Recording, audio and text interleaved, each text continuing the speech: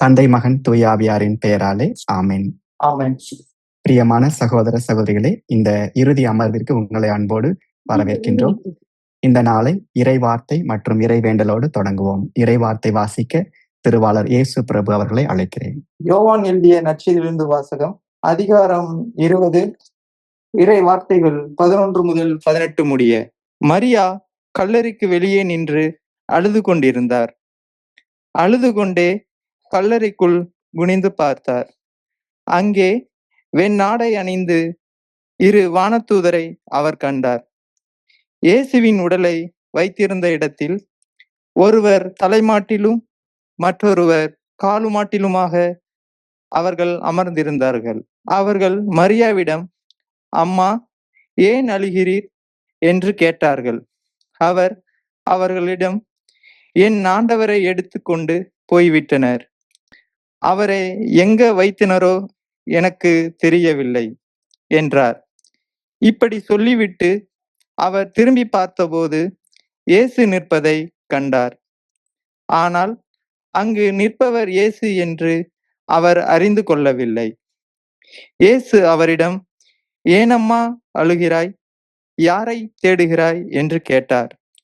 மரியா அவரை தோட்டக்காரர் என்று நினைத்து அவரிடம், ஐயா, நீர் அவரை தூக்கி கொண்டு போய் இருந்திருந்தால் எங்கே வைத்தீர் எனச் சொல்லும், நான் அவரை எடுத்துச் செல்வேன் என்றார்.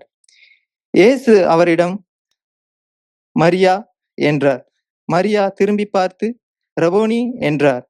இந்த எபிரிய சொல்லுக்கு போதகரே என்பது பொருள். இயேசு அவரிடம், என்னை இப்படி பற்றி கொள்ளாதே, நான் என் தந்தையிடம் இன்னும் செல்லவில்லை. நீ என் சகோதரிடம் சென்று அவர்களிடம், என் தந்தையும் உங்கள் தந்தையும் என் கடவுளும் உங்கள் கடவுளுமானவரிடம் செல்லவிருக்கிறேன் எனச் சொல் என்றார். மகதல மரியா சீடரிடம் சென்று, நான் ஆண்டவரை கண்டேன் என்றார். தம்மிடம் இயேசு கூறியவற்றையும் அவர்களிடம் சொன்னார். ஆண்டவர் வழங்கும் அருள்வாக்கு. கிறிஸ்துவே உமக்கு கிறிஸ்துவே புகழ். உமக்கு புகழ். நன்றி திருவாளர் இயேசு பிரபு அவர்களே. திருவாளர் சைலா ஜேசு அவர்களை இறைவேண்டல் செய்ய அழைக்கிறேன். அன்பு தந்தையே இறை Yes.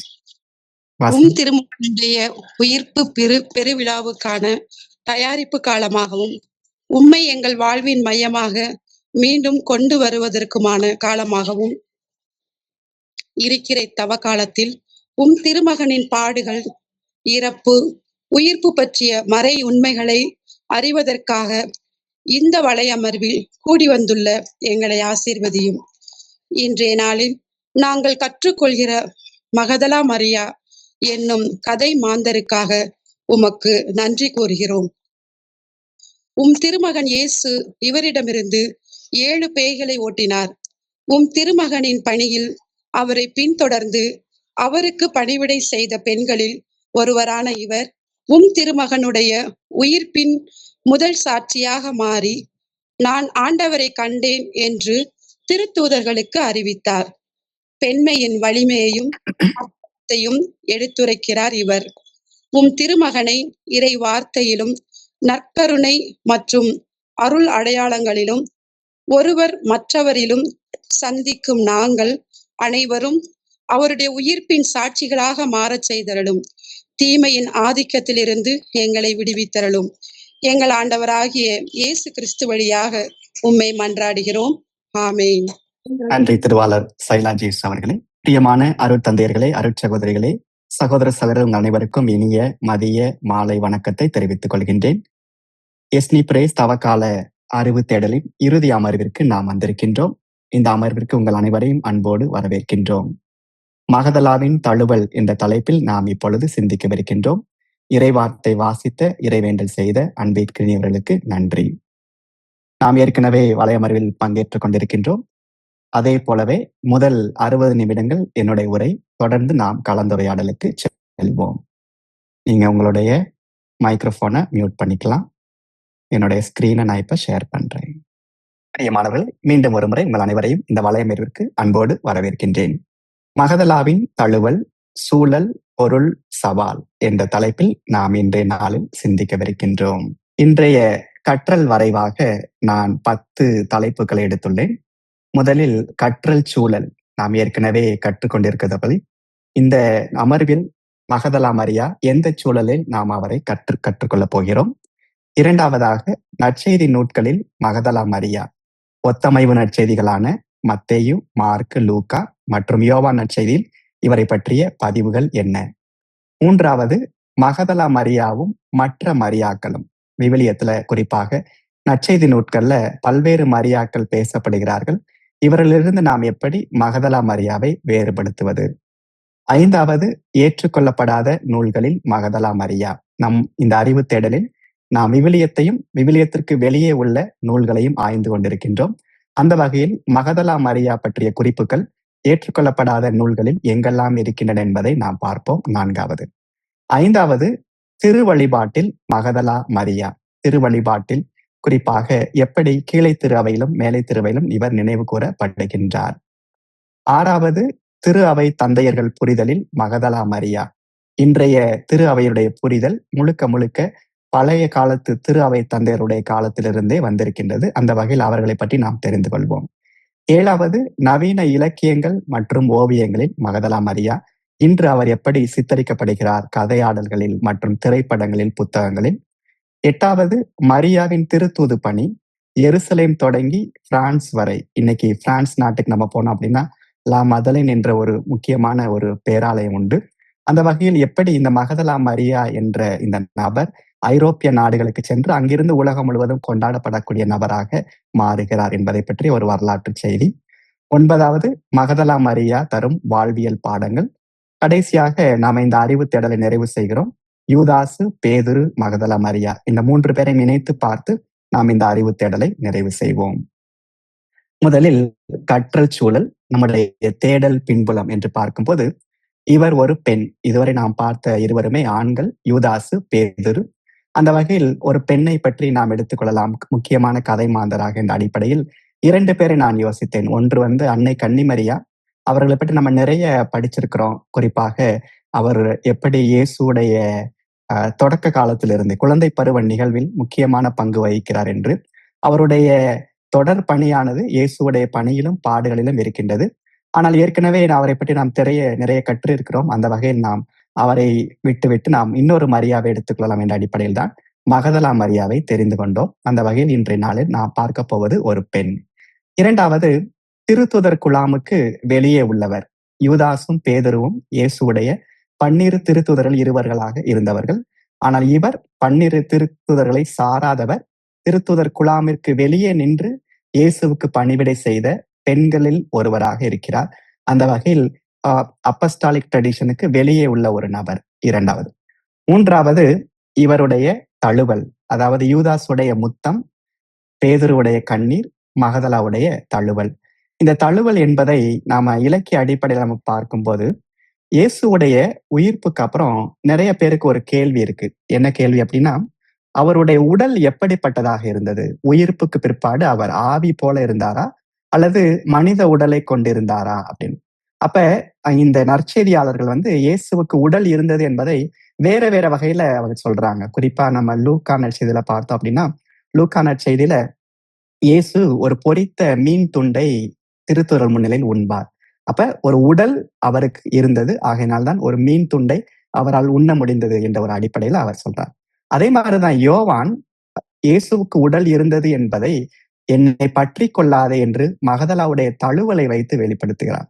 அப்ப தழுவல் என்பது இது ஒரு உணர்ச்சி பூர்வமான அல்லது உணர்வு பூர்வமான ஒரு நிகழ்வு அல்ல. மாறாக இலக்கிய அடிப்படையில் இயேசுவுக்கு உடல் இருந்தது. ஏன்னா ஆவியை நாம தழுவ முடியாது, அல்லது ஒரு வகையான உடலற்ற ஒன்றை நம்மால் தழுவிக்கொள்ள முடியாது. அப்ப உடல் இருந்தது என்று காட்டுவதற்காக இலக்கிய அடிப்படையில் இந்த தழுவல் இருக்கிறது. ஆகையினால்தான் என்னை இப்படி பற்றி கொள்ளாதே என்று இயேசு மகதலா மரியாவிடம் குறிப்பிடுகிறார். நான்காவது, தவறாக புரிந்து கொள்ளப்பட்டவர். குறிப்பாக திரு அவையிலையும் நாம் பார்க்கிறோம். இவரிடமிருந்து பேய் விரட்டப்பட்டது, அல்லது இவர்தான் விபச்சாரத்தில் பிடிபட்ட பெண் என்று பல்வேறு குழப்பங்கள் திரு அவையுடைய புரிதல்ல இருந்திருக்கு.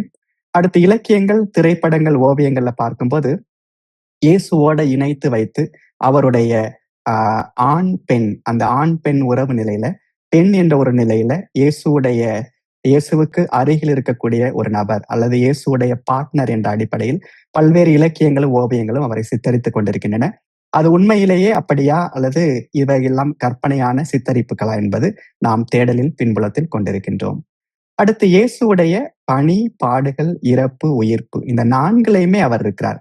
ஏன்னா இயேசுவுடைய பணியில பார்க்கிறோம், இயேசுவை பின்பற்றி சில பெண்கள் வருகிறதாக லூக்கா பதிவு செய்கிறார். அந்த பெண்களில் ஒருவர் இந்த மகதலா மரியா. அப்ப இயேசுவுடைய பணி காலத்திலே அவர் அவரோடு இருந்திருக்கிறார்.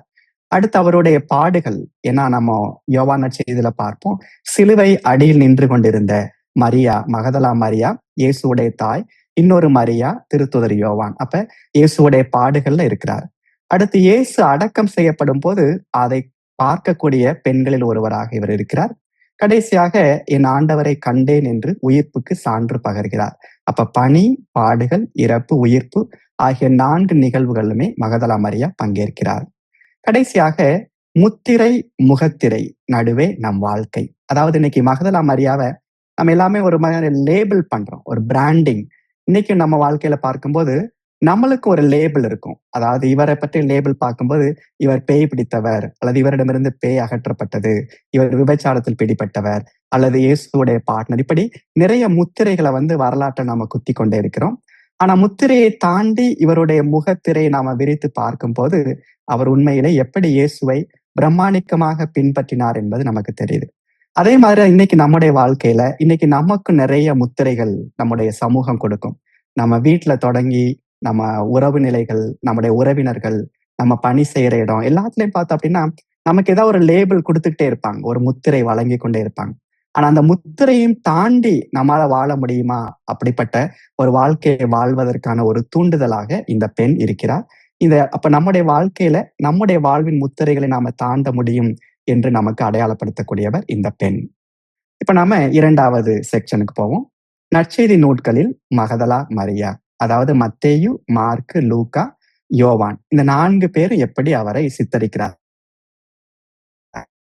முதல்ல இயேசுவிடம் நலம் பெற்றவர், 7 நோய்கள் நீங்க பெற்ற மகதலா மரியா என்று லூக்கா பதிவு செய்கிறார். இதைத்தான் லிலித் என்ற ஒரு பெயர்ல இந்த சோசன் சீரீஸ் நீங்க பாத்தீங்கன்னா லிலித்னா பேய்கள் விரட்டப்பட்ட ஒரு நபர். அந்த ஒரு அடிப்படையில தான் லிலித்துங்கிற ஒரு பெயரை மகதலா மரியாவுக்கு இந்த சோசன் சீரீஸ்ல வச்சிருக்கிறாங்க. அடுத்து இயேசுவை பின்பற்றி அவருக்கு பணிவிடை செய்த பெண்களில் ஒருவர் லூக்கா பதிவு செய்கிறார். இயேசுடைய சிலுவை அருகில் நின்றவர், அதை 4 நற்செய்தியாளர்கள் பதிவு செய்யறாங்க.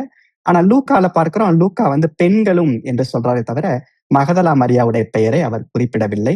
ஆனா மத்த 3 பேருமே மகதலா மரியாவுடைய பெயரை குறிப்பிடுகிறார்கள். அடுத்து தொடர்ந்து நற்செய்தி நூட்கள்ல இயேசுடைய அடக்கத்திற்கான சாட்சி, மறுபடியும் இங்க லூக்கா பெண்கள் என்ற அடிப்படையில் குறிப்பிடார் தவிர மகதலா மரியா என்ற பெயரை குறிப்பிடவில்லை. மத்தேயும் மார்க்கும் அவருடைய பெயரை குறிப்பிடுகிறார்கள். அடுத்து இயேசுடைய கல்லறையை சந்திக்க சென்றவர், இது மத்தேயு, மார்க்கு, லூக்கா 3 பேருமே பதிவு செய்யறாங்க. ஆனா என்ன நடக்குது அப்படின்னா திருத்தூதர்கள் பெண்கள் சொன்னதை நம்பவில்லை என்று ஒரு எதிர்மறையா லூக்கா பதிவு செய்கிறார். ஆனா யோவான் 20:1 பார்க்கிறோம், நேர்முகமாக அவர் உயிர்ப்புக்கு சான்று பகர்வதை பார்க்கிறோம். அதைத்தான் இன்றைய நாம தொடக்கத்துல வளையமருடைய தொடக்கத்துல இறைவேண்டல் பகுதியில இறை வார்த்தை வாசிப்பு நாம எடுத்தோம். உயிர்த்த இயேசுவோடு உரையாடக்கூடியவர். இந்த பகுதி நம்ம ஒவ்வொரு ஆண்டும் உயிர்ப்பு பெருவிழா அன்று நம்ம வாசிக்கிறோம். இந்த பகுதியை பற்றி அகுஸ்தினார் விளக்கம் சொல்றார். என்ன அப்படின்னா, இப்போ இந்த படத்துல நீங்க பாத்தீங்கன்னா, இந்த படத்துல ஒரு கல்லறை இருக்கு, ஒரு தோட்டம். இங்க மகதலா மரியா, இயேசு. முதல்ல மகதலா மரியா பக்கத்துல இருக்கிறாங்க. ஓகே, பாக்குறாங்க. அப்போ இந்த கல்லறை திறந்திருக்கு, வெண்ணிற ஆடை அணிந்த 2 பேர் இருக்கிறாங்க. அப்ப இவர் திரும்பி பார்க்கிறார். திரும்பி பார்க்கும்போது இங்கே ஒருவர் நின்று கொண்டிருப்பதை பார்க்கிறார். அவரை இயேசு என்று தெரியவில்லை. அப்ப அவரை தோட்டக்காரர் என்று முதல்ல திரும்பி பார்க்கிறார். அடுத்து இப்ப இயேசு தான் இப்ப திரும்பி பார்த்து கொண்டே இருக்கிறார். இப்ப இந்த தோட்டக்காரராக அவர் கருதிய இந்த இயேசு மரியா என்று சொன்னவுடன் திரும்பி பார்த்து ரபூனி என்று சொல்றார். அப்ப ஏற்கனவே இவர் திரும்பி தான் இருக்கிறார். முதல்ல கல்லறையை பார்த்து திரும்புறாரு, அடுத்து இயேசுவை பார்த்து திரும்புறாரு. அப்ப மீண்டும் திரும்பினார்னா என்ன ஆகும்னா கல்லறையை பார்த்த மாதிரி ஆகும். அப்ப இதற்கு விளக்கம் சொல்லக்கூடிய புனித அகுஸ்தினார் என்ன சொல்றார் அப்படின்னா, முதல் முறை திரும்பிய போது அவருடைய உடல் திரும்பியது, இரண்டாம் முறை திரும்பிய போது அவருடைய இதயம் அல்லது அவருடைய உள்ளம், அவருடைய ஆன்மா இயேசுவை நோக்கி திரும்பியது. அப்ப வெறுமனே உடலை மட்டும் கடவுள் பக்கம் திருப்புவது அவருக்கு வெளிப்பாடு நமக்கு தராது. நம்முடைய உள்ளமும் இதயமும் அவரை நோக்கி திரும்பும் போதுதான் நாம் அவரை ஆண்டவர் என கண்டுகொள்ள முடியும் என்பது புனித அகஸ்தினாருடைய மிக அழகான விளக்கம். அந்த ஒரு விளக்கத்தின் அடிப்படையில் தான் கடைசியில நான் ஆண்டவரை கண்டேன் என்று சொல்றார். இங்க ஆண்டவரை கண்டேன் என்ற ஒரு சொல்லானது நம்ம அரமேயிக் மொழியில பார்க்கும்போது பால் என்று சொல்லியிருப்பாங்க. இதைத்தான் நம்ம சமாரிய பெண்ணுடைய நிகழ்வில் நம்ம கடந்த ஞாயிறன்று வாசிக்க கேட்டோம். உனக்கு 5 கணவர்கள் உண்டு அப்படின்னு சொல்லி இயேசு சொல்றார். அப்ப கணவர் என்ற வார்த்தை வந்து அரமேயத்திலையும் எபிரேயத்திலையும் பாகால், அதாவது நம்ம பாகால் கடவுள் நம்ம சொல்றோம். பாகால் என்பதை கடவுள் என்று மொழிபெயர்க்கலாம், கணவர் என்று மொழிபெயர்க்கலாம். அப்ப அதன் அடிப்படையில தான் இங்க வந்து இத ஒருவேளை மகதலா மரியா அரமேயத்துல சொல்லியிருந்தார் அப்படின்னா, நான் பாகாலை கண்டேன், அதாவது என்னுடைய கணவரை கண்டேன்னு சொல்லலாம், என்னுடைய ஆண்டவரை கண்டேன் என்று மொழிபெயர்க்கலாம். அப்ப நான் ஆண்டவரை கண்டேன் என்பது இங்க கிரேக்கத்துல வந்து கீரியோஸ் என்றுதான் இருக்கு. ஆனா அவர் குறிப்பிட்ட அந்த அரமேய சொல்ல நம்ம பார்த்தோம் அப்படின்னா, ஆண்டவரை என்பதை கணவரை என்று நாம மொழிபெயர்க்க முடியும். அதன் அடிப்படையில தான் பல்வேறு வகையான தவறான புரிதல்கள் வந்து பிற்காலத்துல வர தொடங்குகிறது. ஏன்னா இந்த நான் ஆண்டவரை கண்டேன் என்ற இந்த சொல்லாடல். அடுத்து 3வது செக்ஷன், மகதலா மரியாவும் மற்ற மரியாக்களும், குழப்பமும் தெளிவும். அதாவது வெவ்வேறு மரியாக்கள் நம்ம பார்க்கிறோம். அதுல இந்த மரியா வந்து யார்? முதல் நம்ம பார்க்கக்கூடிய மரியா நாசரேத்து மரியா, இயேசுவுடைய தாய். நம்ம மத்தேயு 1:2 பார்க்கிறோம், லூக்கா 1:2 பார்க்கிறோம். அடுத்து யோவான் 2 கானா ஒரு திருமண நிகழ்வுல இருக்கிறார். அதே மாதிரி இயேசுவுடைய சிலுவை அருகில் இருக்கிறார். இவர் நாசரேத்து மரியா. 2வது மரியா மகதலா மரியா. நம்ம இதுக்கு முன்னால நம்ம பார்த்த 2 ஸ்லைட்ஸ்ல உள்ள மரியா மகதலா மரியா. 3வது பெத்தானியா மரியா, அதாவது மார்த்தா, லாசர், மரியா, அந்த 3 பேர் சேர்ந்த பெத்தானியா குடும்பம். அப்ப மார்த்தாவுடைய சகோதரி மரியா, லாசருடைய சகோதரி. இவர்தான் பெத்தானியா மரியா. இவர்தான் இயேசுடைய காலடிகளில் அமர்ந்தவர். அதாவது மார்த்தா பரபரப்பாக இருக்கிறார், இயேசுடைய காலடிகளில் அமர்ந்த இந்த மரியா வந்து பெத்தானியா மரியா. இவர்தான் இயேசுடைய காலடிகளுக்கு நறுமண தைலம் பூசுகிறார். யோவான் நற்செய்தி 12 பார்க்கிறோம். அதே மாதிரி லூக்கா நற்செய்தியில நறுமண தைலம் பூசியவர் அங்கே பெண், ஒரு பாவியான பெண் என்று குறிப்பிடுகிறார். ஆனா அங்க நறுமண தைலம் அங்கே பூசப்படுகிறது. எப்போ இந்த மகதலா மரியாவை பல ஈவன் போப் லியோ வந்து அதாவது போப் கிரெகரி மிஸ் அண்டர்ஸ்டாண்ட் பண்றாரு. ஏன் அப்படின்னா, இந்த நறுமண தைலம் என்ற சொல்லாடல் தான் மிஸ்லீடிங் ஆகுது. ஏன்னா இயேசுடைய கல்லறைக்கு நறுமண தைலம் கொண்டு போன அந்த பெண், இயேசுடைய காலடிகளில் நறுமண தைலம் ஊற்றிய இன்னொரு பெண். இந்த 2 பெண்ணை வந்து நம்ம பாரம்பரியத்துல ஒன்றாக நம்ம மாற்றி விடுகிறோம். ஆனா இயேசுடைய காலடிகளுக்கு நறுமண தைலம் பூசியவர் யாருன்னா பெத்தானியா மரியா, மகதலா மரியா அல்ல. அடுத்து யாக்கோபு யோசேயின் தாய் மரியா என்று லூக்காவும் மார்க்கும் பதிவு செய்யறாங்க. இவர் வந்து இயேசுடைய காலடிகள் சிலுவையில நின்று கொண்டு இருக்கிறார். அடுத்து குளோப்பாவின் மனைவியான மரியா, ஒருவேளை இவரும் இதற்கு முன்னால சொல்லப்பட்டவர் ஒண்ணு. ஏன்னா இது 2க்கும் பிள்ளைகளை வைத்து சொல்லப்படுது. யாக்கோபு யோசேயின் தாய், இங்க வந்து கணவருடைய பெயரை வைத்து சொல்லப்படுகிறது, குளோப்பாவின் மனைவி. கடைசியாக யோவான் மார்க்குவின் தாய் மரியா, யோவான் மார்க்குடைய தாய், அதாவது ஜான் மார்க், நம்ம இவாஞ்சலிஸ்ட் மார்க் நற்செய்தியாளர், அவருடைய இன்னொரு பேர் வந்து யோவான் மார்க்குடைய தாய் மரியா என்று திருத்துதர் பணிகள் 12:12 நாம வாசிக்கிறோம்.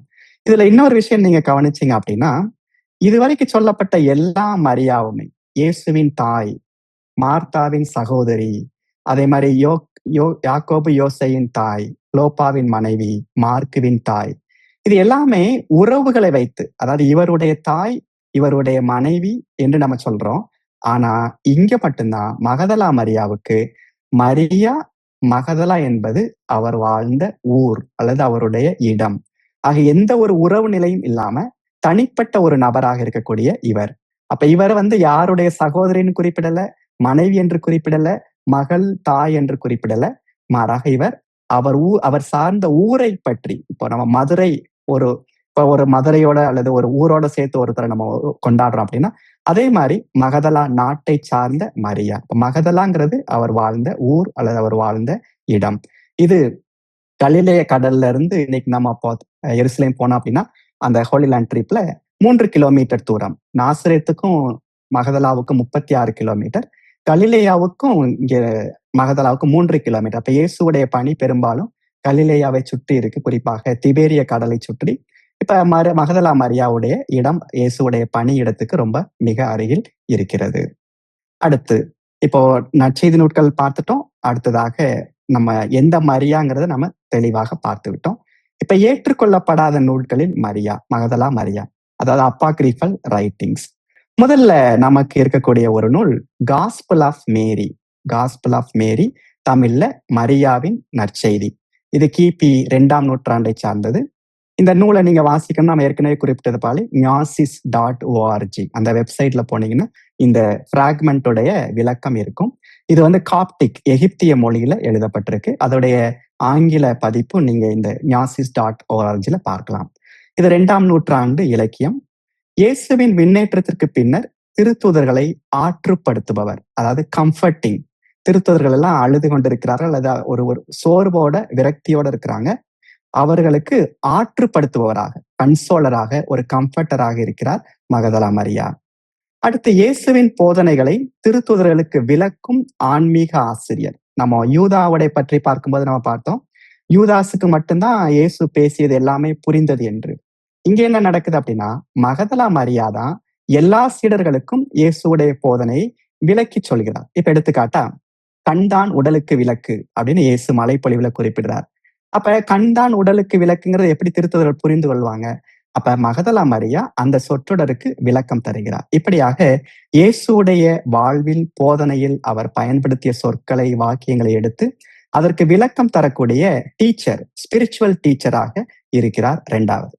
3வது, இறை மறை பொருட்களை பற்றிய ஆழ்ந்த அறிவு கொண்ட சீடர், அதாவது டிவைன் மிஸ்டரிஸ் எல்லாமே இவருக்கு வெளிப்படுத்தப்பட்ட, இவர் மட்டுமே தெரிந்து கொண்ட ஒரு டிசைபிள். அப்ப 3 வார்த்தைகள், கம்ஃபர்டர் அல்லது கன்சோலர் 1, 2வது ஸ்பிரிச்சுவல் டீச்சர், 3வது என்லைட்டன்ட் டிசைபிள், அதாவது அறிவு தெளிவு பெற்ற ஒரு சீடராக இருக்கிறார். இந்த பதிவு எங்க இருக்கு? மரியாவின் நற்செய்தி. அதுல நாம தொடங்குறோம். அதுல உள்ள ஒரு சில பகுதிகள் நம்ம பார்ப்போம். தமிழ்ல நான் மொழிபெயர்த்திருக்கிறேன். மகதலா சீடரிடம் சொல்றார், நீங்கள் அழுது புலம்ப வேண்டாம், அவருடைய அருள் உங்களோடு என்றும் இருந்து உங்களை பாதுகாக்கும். இங்க நம்ம பார்க்கிறோம், 1 அழுது புலம்ப வேண்டாம், ஒரு ஆற்றுதல் படுத்துகிறார், அவங்களுக்கு ஆறுதல் சொல்லுகிறார். 2வது, அவருடைய அருள் உங்களோடு என்றும் இருந்து உங்களை பாதுகாக்கும். ஒரு குருவானவர் போல ஒரு ஆசீர்வாதம் கொடுக்கக்கூடிய ஒரு நபராக இங்க காட்டப்படுகிறார் மகதலா.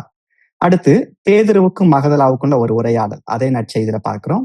சகோதரியே, பேதுரு சொல்றார் மகதலாவிட்ட, எல்லா பெண்களையும் விட மீட்பர் உம்மை அதிகம் நேசித்தார். இயேசுடைய பெயர் வந்து மீட்பர் என்றுதான் கொடுக்கப்படுது, சேவியர்.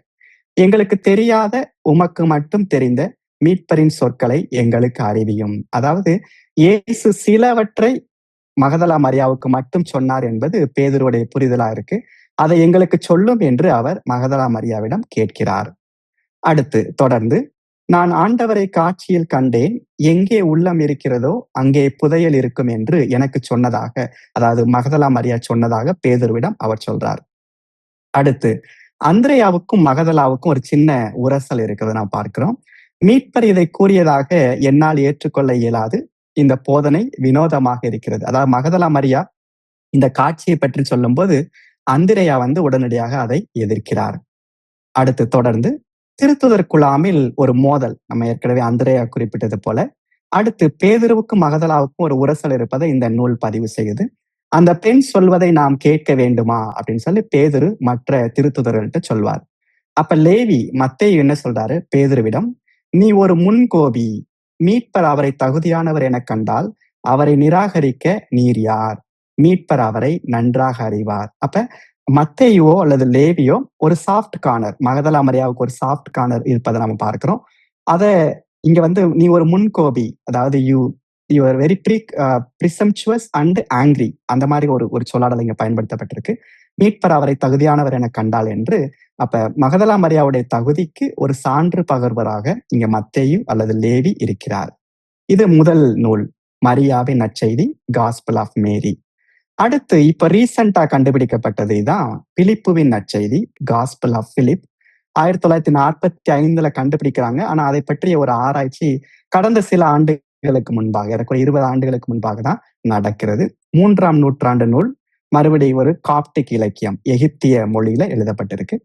இயேசுவுக்கு நெருக்கமான சீடர் மகதலா மரியா என்று இந்த நூல் குறிப்பிடுகிறது. அடுத்த ஆன்மீக உண்மைகளை மற்றவர்களை விட தெளிவாக புரிந்து கொள்பவர். முன்னால் நம்ம குறிப்பிட்டது போல அதே மாதிரியான இருக்கிறது. அடுத்து உள்ளதான் ஒரு நெருடலான பகுதி. பல இலக்கியங்கள், குறிப்பா டான் பிரவுனுடைய டாவின்சி கோட் முழுக்க முழுக்க இந்த பர்டிகுலர் ஸ்டேட்மெண்ட்டை தான் எடுத்து அவர் எழுதுறார். மீட்பரின் நண்பரான மகதலா மரியார், அதாவது பார்ட்னர் டு த சேவியர். போதகர் மற்ற சீடர்களை விட அவரை அதிகம் நேசித்தார். அடிக்கடி அவருடைய டேஷ் முத்தமிடுவார். அவருடைய அந்த இடத்துல அந்த அந்த பிராக்மெண்ட் வந்து கிழிச்சிருக்கிறாங்க. ஒருவேளை அந்த தொடக்க திருச்சபையே வந்து அதை எடுத்திருக்கலாம். இந்த இடத்துலதான் பல அறிஞர் என்ன சொல்றாங்க, அவருடைய உதடுகளில் முத்தமிடுவார் என்று ஒரு ரீடிங்க அவங்க கொடுக்குறாங்க. இது வந்து ஒரு ஃபோர்ஸ்டு ரீடிங் தான். ஏன்னா இந்த உதடுகளில் என்ற வார்த்தை வந்து இந்த நூல்ல இல்லை, அந்த இடம் கிழிக்கப்பட்டிருக்கு. அப்ப அடிக்கடி அவருடைய டேஷ் முத்தமிடுவார் என்று இருக்கிறது. ஆனா முத்தமிடுதல் என்பது அறிவை பகிர்தலின் அடையாளம். ஞாஸ்டிக் லிட்ரேச்சர் நம்ம பார்க்கும்போது ஞானவாதம், அக்கார்டிங் டு ஞாஸ்டிசிசம், அறிவை ஒரு சீடர் பகிர்ந்து கொள்ளும் போது, தலைவர்கிட்ட பகிர்ந்து கொள்ளும் போது முத்தமிடுவார். அப்ப முத்தமிடுதல் என்பது அறிவை பகிர்தலுக்கான ஒரு அடையாளம். அந்த வகையில தான் இந்த இலக்கியம் அதை பதிவு செய்கிறது.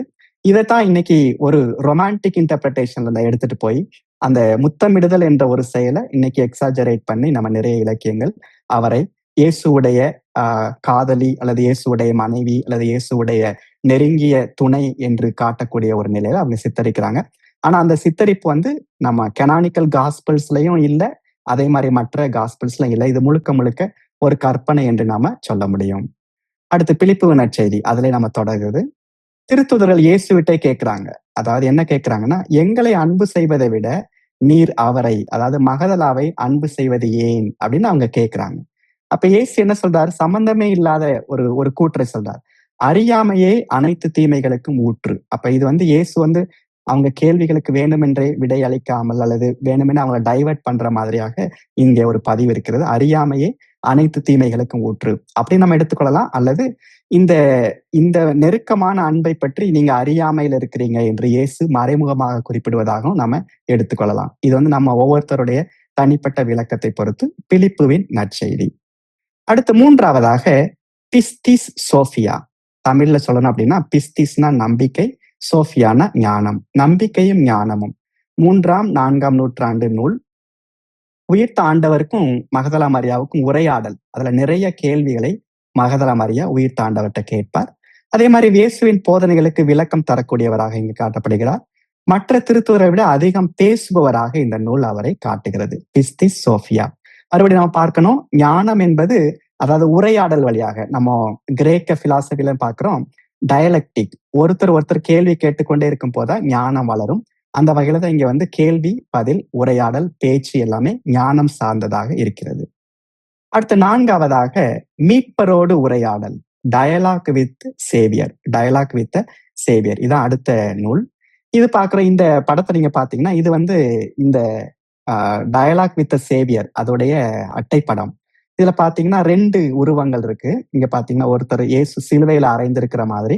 அப்ப இயேசுடைய சிலுவை அவரை குறிப்பதற்காக ஒரு ஹாலோ வச்சிருக்கிறாங்க. அவரை சுற்றி ஒரு ஒளிவட்டம்.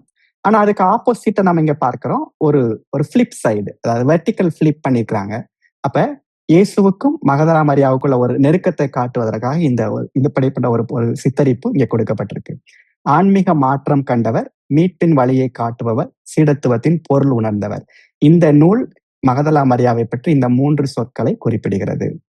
அடுத்ததாக இப்ப பார்த்த இந்த ஏற்றுக்கொள்ளப்படாத நூல்களுடைய சுருக்கம் என்று பார்க்கும்போது 4 புல்லட் பாயிண்ட்ஸ் எடுத்துக்கொள்ளலாம். 1, ஆழமான ஆன்மீக புரிதல் கொண்ட சீடர்.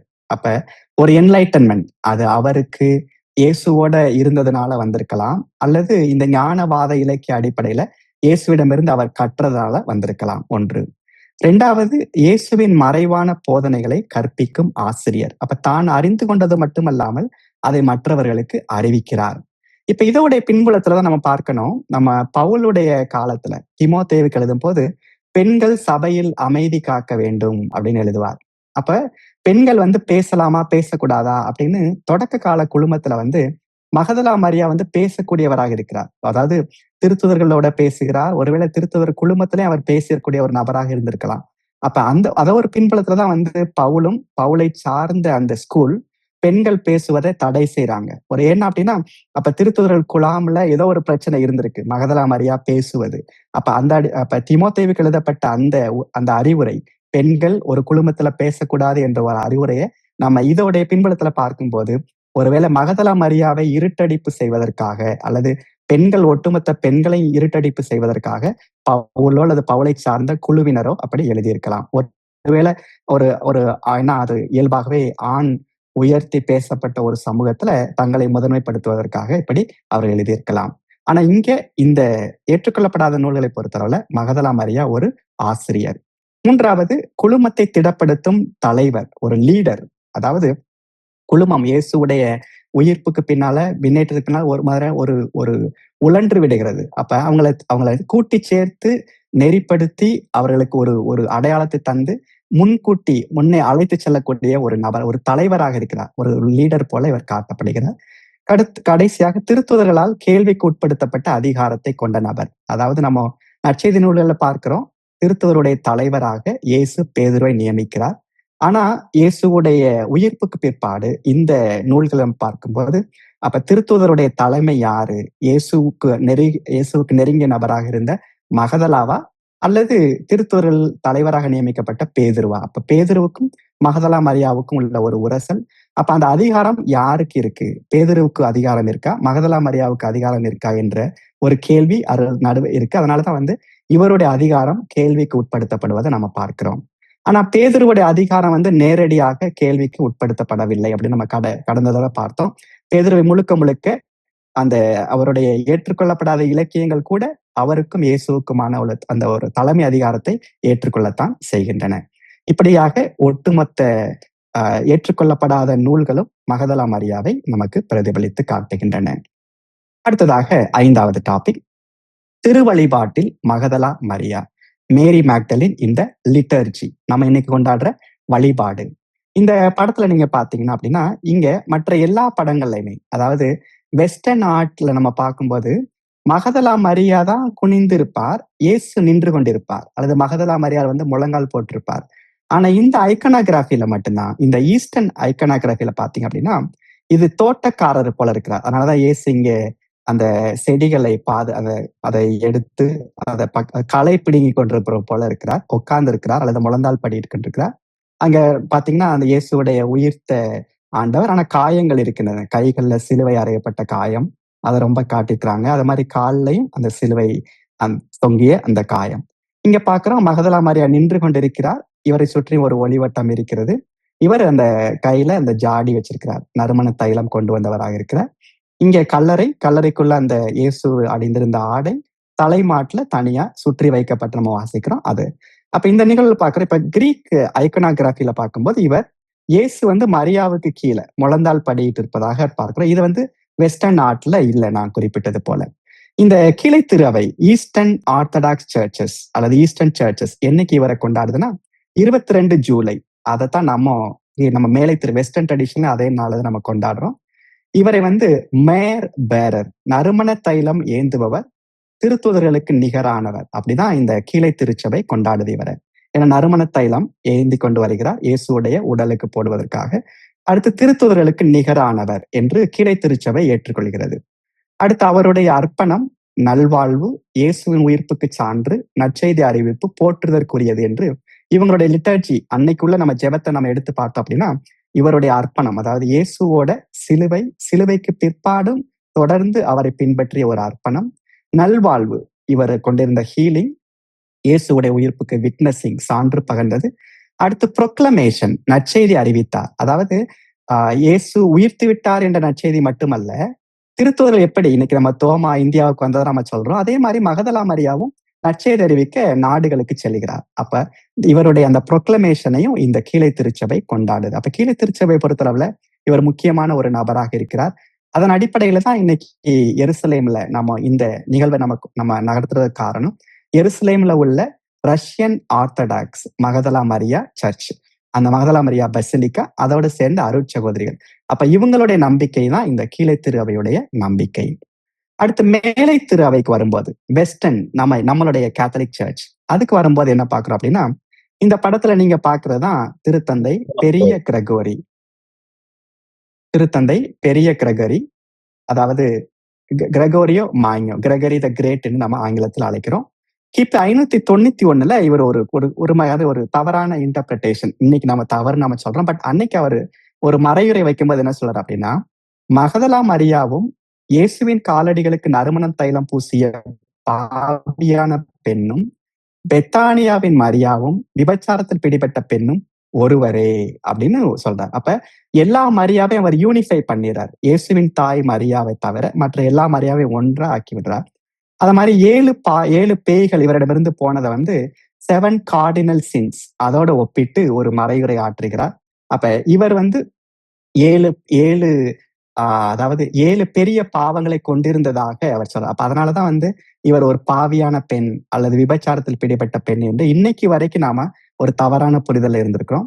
1969 தான் திரு அவை இதற்கான சரியான விளக்கம் தந்து மகதலா மரியாவுடைய தாண்மை, அதாவது இன்னைக்கு நம்ம குறிப்பிட்டோம் நற்செய்தி நூல்கள்ல, இதுதான் மகதலா மரியா, நம்ம இவரை மற்ற மரியாக்களோடு குழப்பிக்கொள்ளக் கூடாது என்ற ஒரு தெளிவை நமக்கு தந்தது. 22 ஜூலை அன்று திருவழிபாட்டுடைய நினைவு மெமோரியல் என்று முதல்ல கொண்டாடப்பட்டது. அடுத்து திருத்தந்தை பிரான்சிஸ் 2016 இதை ஒரு திரு வழிபாட்டு விழாவாக உயர்த்துகிறார். அதாவது மெமோரியல்ல இருந்து ஃபீஸ்ட் என்ற ஒரு நிலைக்கு உயர்த்தப்படுகிறது. மேலும் திருத்தந்தை பிரான்சிஸ் அந்த நிகழ்வுல திருத்தூதர்களின் திருத்தூதர் மகதலா மரியா என அறிவிக்கிறார். அதாவது அப்பாசல் ஆஃப் அப்பாசல்ஸ் அல்லது அப்பாசல் டு தி அப்பாசல்ஸ் என்று அவர் ஒரு புதிய ஒரு டைட்டில், ஒரு பட்டத்தை அவருக்கு கொடுக்கிறார். இந்த திருவழிபாட்டு நம்ம பார்க்கும்போது இன்றைய நாள், அதாவது 22 ஜூலை நம்ம முதல் வாசகத்தை நம்ம எடுத்து வாசித்தோம் அப்படின்னா, இனிமை மிகு பாடல் 3:1-4 அதான் முதல் வாசகமா நமக்கு தரப்பட்டுள்ளது. இந்த பாடல் தலைவி கூற்று, அதாவது தலைவன் தலைவி உரையாடல்ல தலைவி தலைவனை பார்த்து சொல்லக்கூடிய ஒரு கூற்று. அதுல என்ன நடக்குது அப்படின்னா, இரவு நேரம் படுக்கையில் இருந்தேன், என் உயிர்க்குயிரான அன்பரை தேடினேன் அப்படின்னு சொல்ற. அப்ப இயேசு இறந்து விட்டார், கல்லறையில் அடக்கப்பட்ட அந்த இரவு, அதாவது சனிக்கிழமை இரவு அவரை தேடுகிறார். அப்ப இந்த அன்பரை தேடுதல் இங்க இனிமை மிகு பாடல்ல இருக்கு. அதே மாதிரி மகதலா மரியா இயேசுவை தேடுகிறார். அடுத்து என் அன்பரை நீங்கள் கண்டீர்களா என்றேன், அதாவது தோட்டக்காரர்கிட்ட கேட்கிறார் மரியா, நீர் அவரை பார்த்தீரா? அதே மாதிரிதான் இங்க தலைவி தலைவனை பார்த்து கேட்கிறார், தலைவனை பற்றி கேட்கிறார். அடுத்து சற்று அப்பால் சென்றதுமே கண்டேன் என் உயிரான அன்பரை, அதாவது இயேசுவை திரும்பி பார்த்து அவரை ரபூனி என்று கண்டுகொள்கிறார். அவரை சிக்கன பிடித்தேன், அவரை தழுவிக் கொள்கிறார். ஏன்னா இயேசுவை சொல்றார், என்னை இறுக பற்றி கொள்ளாதே, நான் தந்தையிடம் இன்னும் மேலே ஏறி செல்லவில்லை. அப்ப இனிமை பாடல்ல தலைவி தன்னுடைய தலைவனுடைய இல்லாமை, தலைவன் ஒருவேளை தூரமாக ஒரு பயணம் செய்திருக்கலாம், அல்லது தலைவன் ஒருவேளை இறந்து போயிருக்கலாம். அந்த ஒரு பின்புலத்துல பாடக்கூடிய ஒரு பாடல் முழுக்க மரியாவுக்கு பொருந்துவதாக இருக்கு.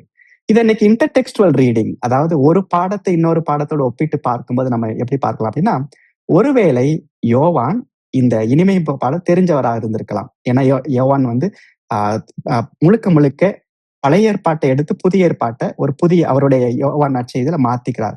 அந்த வகையில இனிமை மிகு பாடல் அவருக்கு பரிச்சயமான ஒரு பாடத்தை எடுத்து இவர் தனக்காக இயேசுடைய அந்த இறுதி நிகழ்வுல இதை பொருத்தி எழுதியிருக்கலாம் என்பது இன்னைக்கு இன்டர்டெக்ஸ்டுவல் ரீடிங்ல சொல்லப்படக்கூடிய ஒன்று. அப்ப இந்த சிமிலாரிட்டி இட்ஸ் நாட் ஒரு கேஷுவல் சிமிலாரிட்டி கிடையாது, ஒரு இன்டென்ஷனல் சிமிலாரிட்டி தான் நமக்கு இன்டர்டெக்ஸ்டுவல் ஸ்டடியில நம்ம பார்க்கிறோம். அடுத்து 6வது திரு அவை தந்தையருடைய புரிதல். இன்னைக்கு இந்த படத்துல உள்ளது புனித அகுஸ்தினார். திரு அவை தந்தையர்கள், அதாவது பேட்ரிஸ்டிக் லிட்ரேச்சர்ல ஃபாதர்ஸ் ஆஃப் த சர்ச், இந்த திருத்தூதர்களின் திருத்தூதர் அதை பற்றி என்ன சொல்றாங்க அப்படின்னு பார்க்கும்போது, அகுஸ்தினார் தான் முதலாக இந்த டைட்டில கொடுத்தவர். அவர் திருத்தூதர்களின் தூதர் என்று அழைக்கிறார். மெசஞ்சர் டு தி அப்பாசல் சொல்றார். அதைத்தான் திருத்தந்தை பிரான்சிஸ் அப்பாசல் என்று மாற்றுறார். இப்ப இங்க மெசஞ்சர் என்று பயன்படுத்துவதை திருத்தூதர் என்று மாற்றுகிறார் திருத்தந்தை பிரான்சிஸ். தான் கண்டதை அவர்களுக்கு அறிவித்தார். இது அகுஸ்தினார் மகதலா மரியாவை பற்றி சொல்வது. அடுத்து பெரிய கிரகோரியார் ஆண்டவருக்கான அன்பால் அவர் பற்றி எறிந்தார் என்று இயேசுவின் மேல் கொண்டிருந்த அன்பை காட்டுகிறார். அடுத்து தோமா அக்வினா முதற் பெண் ஏவா சாவை அறிவித்தார், 2ஆம் பெண் மகதலா உயிர்ப்பை அறிவித்தார். நம்ம வழக்கமாக முதல் பெண் ஏவா, இரண்டாம் பெண் மரியா என்றுதான் நம்ம பார்த்திருக்கோம். இரண்டாம் பெண். இப்ப ஆல்வர் ஃபுல்டன் ஷீன் கூட, archbishop Fulton Sheen life of கிரைஸ்ட்ல முழுக்க முழுக்க மரியாவை வந்து இரண்டாம் ஏவாளாக சித்தரிப்பார். ஆனா இங்க தாமஸ் அக்வினாஸ் என்ன சொல்றார் அப்படின்னா, இரண்டாம் பெண்ணாக மரியா, மகதலா மரியாவை அவர் குறிப்பிடுகிறார். மகதலா மரியா இயேசுடைய உயிர்ப்பை அறிவிக்கிறார். அடுத்து 7வது நவீன இலக்கியங்கள், ஓவியங்களில் மகதலா மரியா. முதல்ல இலக்கியங்கள். கசன் சாகிஸ் அவருடைய ஃபேமஸான நூல் இயேசுவின் இறுதிச் சோதனை. அது ஒரு புத்தகம். அதுக்கப்புறம் அதுவே திரைப்படமாக வந்தது, the last temptation of Jesus. இதுல நம்ம பார்த்தோம் அப்படின்னா, சிலுவையிலிருந்து இறங்கக்கூடிய இயேசு மகதலா மரியாவோட சேர்ந்து ஒரு குடும்ப வாழ்வில் ஈடுபடுவதாக இந்த நபர், இலக்கிய ஆசிரியர் சித்தரிக்கிறார். அப்ப இயேசுவோட இறுதி சோதனை யாருன்னா மகதலா மரியா என்பது இவருடைய கருத்து. டான் பிரவுன், நம்ம ரீசெண்டா ஒரு 5-10 ஆண்டுகளுக்கு உள்ள நாவல் த டாவின்சி கோட், இயேசுவை தொடர்ந்து வரும் தலைமுறை கோடு, அதாவது பிளட் லைன், இயேசுவோடைய பிளட் லைன் வந்து தொடர்ந்து வருவதாக அவர் எழுதுகிறார். இந்த டான் பிரவுன் முழுக்க முழுக்க இந்த ஓவியத்தை தான் எடுக்கிறார். இது வந்து டாவின்சி கோடு, டாவின்சியுடைய ஓவியம் லாஸ்ட் சப்பர். இதுல நம்ம பார்த்தோம் அப்படின்னா, இங்க இயேசு இருக்கிறார், இயேசுக்கு பக்கத்துல இங்க சீடர்கள் இருக்கிறாங்க. இப்ப நம்ம வழக்கமாக இயேசுடைய மார்பில் சாய்ந்திருந்த ஒரு நபர் என்று இவரை நாம சொல்றோம். இவர் தான் திருத்துதர் யோவான், இயேசுடைய மார்பில். ஆனா இங்க இயேசுடைய மார்பில் அவர் சாயல. இப்ப டாவின்சி இப்படி சொல்வதாக டான் பிரவுன் எழுதுறாரு அப்படின்னா, இப்ப இந்த நபர் வந்து ஒன்று மகதலா மரியார் என்று குறிப்பிடார். ஏன் அப்படின்னா இதுல பாத்தீங்கன்னா கான்ட்ராஸ்ட் கலர் பயன்படுத்தி இருப்பார் டாவின்சி. இப்ப வந்து இயேசு வந்து இந்த ரெட்டை உள்ளாடையா போட்டிருக்கிறாரு, இந்த பெண்ணோ அல்லது இந்த ஆணோ ரெட்டை வந்து மேலாடையா போட்டிருக்கிறாங்க. இதுல வந்து ப்ளூ கலர் வந்து மேலாடையா இங்க இருக்கு, அந்த ப்ளூ கலர் வந்து இங்க உள்ளாடையா இருக்கு. அப்படின்னா வந்து சிமெட்ரின்னு சொல்லும்போது இன் யாங், அதாவது பொருத்தம். இப்ப இப்போ இது உள்ள, இது வெளியே, இது வெளியே, இது உள்ள, அந்த ஒரு பொருத்தம். அடுத்து பார்க்கும்போது இயேசுடைய மார்புல சாய்ந்திருந்தா அவர் இந்த பக்கம் சாய்ந்திருக்கணும். அப்ப இவர் உண்மையிலே மகதலா மரியாவை தான் இங்க வந்து அவர் வந்து இயேசு அன்பு செய்த சீடர் என்று டாவின்சி பதிவு செய்தார் என்பது அவருடைய முதல் புரிதல். அது ஃபர்ஸ்ட் இன்டர்பிரேஷன். செகண்ட் இன்டர்பிரேஷன் பார்த்தோம் அப்படின்னா, இங்க வந்து பர்பஸ்ஃபுல்லா வந்து ஒரு ட்ரையாங்கிள் இருக்கு. இப்போ இந்த ட்ரையாங்கிள் இதுல பார்த்தோம் அப்படின்னா இயேசுக்கு பக்கத்துல சீடர்கள் இருக்கிறாங்க. ஆனா இங்க பாத்தீங்கன்னா டாவின்சி வந்து ஒரு ட்ரையாங்கிளை வந்து பர்பஸ்ஃபுல்லா வச்சிருக்கிறார். அதாவது இன்வெர்டட் ட்ரையாங்கிள் எதை குறிக்குது அப்படின்னா, பெண்ணுடைய இனப்பெருக்க உறுப்பை குறிக்குது. இப்ப இன்னைக்கு குடும்ப கட்டுப்பாடு, அதற்கான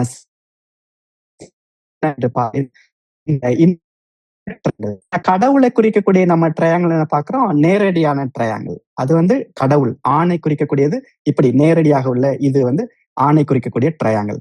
அதுவே அப்படி தலைகீழாக மாறியதுன்னா பெண் உறுப்பை அல்லது பெண்மை குறிக்கக்கூடிய இன்வெர்டட் ட்ரையாங்கிள். அப்ப இங்க பாக்குறோம் ஒரு இன்வெர்டட் ட்ரையாங்கிள் அவர் பயன்படுத்துறார். அப்ப இந்த இன்வெர்டட் ட்ரையாங்கிள்ல மறைமுகமா டாவின்சி வந்து இங்க அந்த பெண்ணை மகதலா மரியாவை ஒரு வேக்யூம்குள்ள நிறுத்துறார் என்பது இந்த டான் பிரவுனுடைய கருத்து. இதுல இருந்து வந்ததான் டாவின்சி கோட். இந்த இயேசுவை தொடர்ந்து வரக்கூடிய தலைமுறை கோடு பற்றி இந்த நூல் பேசுறது நாவல். அதுக்கப்புறம் இது வந்து ஒரு திரைப்படமாக வந்தது. ஆனா திரைப்படத்தை விட நூல் வந்து நல்லா இருக்கும்.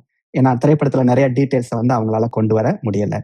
இங்க நம்ம என்ன கற்றுக்கொள்கிறோம், இயேசுடைய பெண்மையின் அடையாளம், அதாவது ஆஸ்பெக்ட் ஆஃப் காட். அதாவது இன்னைக்கு முழுக்க முழுக்க ஒரு ஆணுக்குள்ள ஒரு பெண்ணுக்குள்ள ஒரு ஆண் என்று இன்னைக்கு நம்ம பேசுறோம்.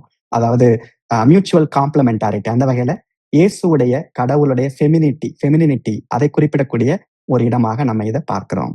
அடுத்து நவீன இலக்கியங்கள், ஓவியங்கள். அதிலே தொடர்ந்து வரும்போது ஓவியங்கள்ல வழக்கமாக நோலிமி தாஞ்சரே, அதாவது என்னை தொடாதே. நம்ம கடைசியில அந்த படத்துக்கு வருவோம். என்னை தொடாதே. இப்போ நம்ம லத்தீன்ல உள்ள நோலிமி தாஞ்சரே, நம்ம செமினரியில நாங்க சேரும்போது மைனர் செமினரியில ஒரு ரூல் உண்டு, ரூல் ஆஃப் டச். அதாவது நாம யாரையும் தொடக்கூடாது. அது வந்து அபியூஸ், அந்த ஒரு கான்டெக்ட்ல சொல்லப்பட்ட ஒரு ரூல். இன்னைக்கு வரைக்கும் அது செமினரிஸ்ல அது அதிகமாக வரையறுக்கப்படக்கூடிய, அது வலியுறுத்தப்படக்கூடிய ஒன்று. ஏன் அப்படின்னா நோலிமி தாஞ்சரே, டோன்ட் டச் மீ. இப்ப டோன்ட் டச் மீன்னு இங்கே இயேசு மகதலா மரியாவிடம் சொல்லுவார். அதான் வந்து இன்னைக்கு வந்து ஒரு எக்ஸ்பிரஷனா மாறுது, என்னை தொடாதே. நிறைய ஓவியங்கள் பார்த்தோம் அப்படின்னா நோலிமி தாஞ்சரே, அது லத்தீன் மொழியில உள்ளது. 2வது மனம் திரும்பிய பெண், நறுமண தைலம், முடி, மண்டை ஓடு, தைலச்சாடி. இதுல நம்ம பாக்குறோம் இங்க வந்து மண்டை ஓடு. பெரும்பாலான ஓவியங்கள் பாத்தீங்கன்னா இங்க அவர் வந்து மண்டை ஓட்ட கையில வச்சிருக்கிற மாதிரியோ அல்லது மண்டை ஓட்டு அருகில் உட்கார்ந்து இருக்கிற மாதிரி இருப்பார். இப்ப இதுக்கு வந்து 3 அர்த்தங்கள். ஒன்று வந்து இவருடைய மண்டை ஓடு இன்னைக்கும் ஒரு ரெலிக்காக பிரான்ஸ் நாட்டுல இருக்கு. அப்ப அது ஒன்று. மகதலா மரியாவுடைய மண்டை ஓடு எதை காட்டுகிறது என்றால், அவர் இன்னைக்கும் அவருடைய ரெலிக் வழியாக, அதாவது அவருடைய அந்த அருளிக்கம் வழியாக இன்னைக்கு நம்மோடு இருக்கிறார். அது முதல் புரிதல். 2வது புரிதல் வந்து, இயேசு சிலுவையில் அறையப்பட்ட அந்த கல்வாரி இடம் ஸ்கல், மண்டை ஓடு எனப்படும் இடத்திற்கு சென்றவுடன். அப்ப மண்டை ஓடு என்பது இயேசுவுடைய கல்வாரி இறப்பை காட்டுகிறது. அப்ப இயேசுவுடைய இறப்பிலும் அவர் உடனிருந்தார் என்பதை காட்டுவதற்காக மண்டை ஓடு. 2வது புரிதல். 3வது புரிதல் வந்து லத்தீன் மொழியில மார்க்கஸ் அவுரேலியஸோட ஒரு ஃபேமஸ் ஆனது ஒன்று. சபை உரையாளர் அதைத்தான் சொல்லுவார், மொமெண்டோ மொரி, அதாவது எப்பவுமே இறப்பை நினைவில் வைத்துக் கொண்டு வாழ் அப்படி சொல்லி நமக்கு வாழ்க்கைக்கு அறிவுறுத்துவதாக மகதலா மரியா சித்தரிக்கப்படுகிறார் மண்டை ஓடு. இப்ப நிறைய புனிதர்கள் வந்து மண்டை ஓட்டோட பக்கத்துல இருப்பாங்க. இப்ப நம்ம எரோனிமுஸ், புனித ஜெரோம், அவரோட பார்த்தோம் அப்படின்னா அவருக்கும் அருகில ஒரு மண்டை ஓடு இருக்கும். நிறைய புனிதர்கள் வந்து தங்களுடைய பெட்ரூம்லயோ அல்லது தங்களுடைய படிப்பறையிலையோ மேசையில வந்து மண்டை ஓடு வச்சிருப்பதை நம்ம பார்த்திருப்போம். அப்ப அந்த மண்டை ஓடு என்பது வாழ்வின் நிலையாமையை குறிக்கக்கூடிய ஒன்றாக, அதாவது இவர் வந்து ஒரு அட்ராக்டிவ் ஒரு ஃபிகராக இருந்தாலும் அது வந்து வாழ்வின் நிலையாமை, அழகு அற்று போகும். நம்ம நீதிமொழிகள் கடைசி அதிகாரத்துல பார்க்கிறோம். அந்த அழகு அற்று போகும் என்ற ஒரு வாழ்வின் நிலையாமை காட்டுவதற்காக மண்டை ஓடு. அப்ப 3 பொருட்கள்ல நம்ம மண்டை ஓட்டை நம்ம எடுத்துக்கொள்ளலாம். ஒன்று அவருடைய அருளிக்கம், 2வது மண்டை ஓடு எனப்படும் இடத்திற்கு அருகில் வந்தபோது இயேசுவை சிலுவையில் அறைகிறாங்க, 3வது வாழ்வின் நிலையாமை அவர் காட்டுகிறார். இது அப்ப சிலருக்கு வந்து இந்த மண்டை ஓட பார்த்த உடனே ஒரு சிலருக்கு குறிப்பாக குழந்தைகள் அந்த இடத்த பார்க்கும்போது கொஞ்சம் நெருடலா இருக்கும், அவங்களுக்கு ஏன் இந்த மண்டை ஓடு வச்சிருக்கிறாங்க. பட் நம்ம adults we can make meaning out of this particular image. அடுத்ததாக 8வது மரியாவுடைய திருத்தூது பணி, how Mary becomes an apostle. தோமா மட்டுமல்ல, பேதுரு மட்டுமல்ல, மற்ற திருத்தூதர்கள் அல்ல, இவரும் ஒரு திருத்தூது பணி செய்வதற்காக இருக்கிறார். அப்ப நம்ம வரலாற்றுல பார்க்கும்போது எருசலேமில் தொடங்கியது இவருடைய பணி. தொடக்கம் இயேசுடைய பணி, பாடுகள், இறப்பு, உயிர்ப்புல அவர் கூட இருக்கிறார். அடுத்து எபேசு நகரத்துல தொடக்க திரு அவை மரபுப்படி திருத்தூதர் யோவான் அங்கதான் இருக்கிறாரு. அங்க மகதலா மரியா பணியாற்றினார், அங்கே இறந்து விட்டார் என்பது இந்த எபேசு மரபு. இதை பொறுத்தளவுல இங்க எருசலேம்ல தொடங்கி எபேசு வரைக்கும் மகதலா மரியா போயிருக்கிறார், யோவானோடே போயிருக்கிறார். அப்ப யோவான் வந்து ஒரு நேர்முகமாக மகதலா மரியாவை சித்தரிப்பதை நம்ம பார்க்கிறோம். நம்ம கடந்த நிகழ்வுக்கு முந்தின நிகழ்வு பார்த்தோம். யோவான் வந்து யூதாஸை வந்து ரொம்ப நெகட்டிவா சித்தரிப்பார், ஆனா பேதுருவையும் மகதலா மரியாவை ரொம்ப பாசிட்டிவா சித்தரிப்பார். பேதுருவை வந்து தலைமை திருத்தூதராக இருந்ததுனால, மகதலா மரியா வந்து ஒருவேளை அவருடைய பணியில உடன் இருந்ததுனால அவரை நேர்முகமாக சித்தரித்திருக்கலாம். அப்ப ஒரு மரபுப்படி இவர் எபேசு நகரத்தில் பணி செய்தார். இன்னொரு மரபுப்படி என்ன அப்படின்னா ப்ரூவான்ஸ், பிரான்ஸ் நாட்டுல உள்ள ஒரு இடம், தெற்கு பிரான்ஸ். மிடிவல் ட்ரெடிஷன் படி இந்த சான் போம் என்ற ஒரு மலை குகைக்கு வந்து அங்கே அவர் இறந்து போவதாக ஒரு மரபு சொல்லுகிறது. அப்ப அவர் ஆசியாவிலிருந்து ஐரோப்பாவிற்கு சென்றிருக்கிறார். இன்னைக்கு நம்ம பார்த்தோம் அப்படின்னா பாரிஸ்ல வந்து லா மதலைன், நெப்போலியன் போனபார்ட் அவர்கள் உருவாக்கி இந்த ஆலயம் ஐரோப்பிய பக்தி முயற்சியுடைய தொடக்கமாக இருக்கு 19ஆம் நூற்றாண்டுல.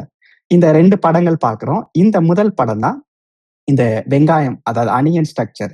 ரஷ்யன் ஆர்த்தடாக்ஸ் சர்ச் எல்லாமே பாத்தீங்கன்னா இந்த வெங்காயத்தை தலைகீழ வச்ச மாதிரியான ஒரு ஸ்ட்ரக்சர் இருக்கும்.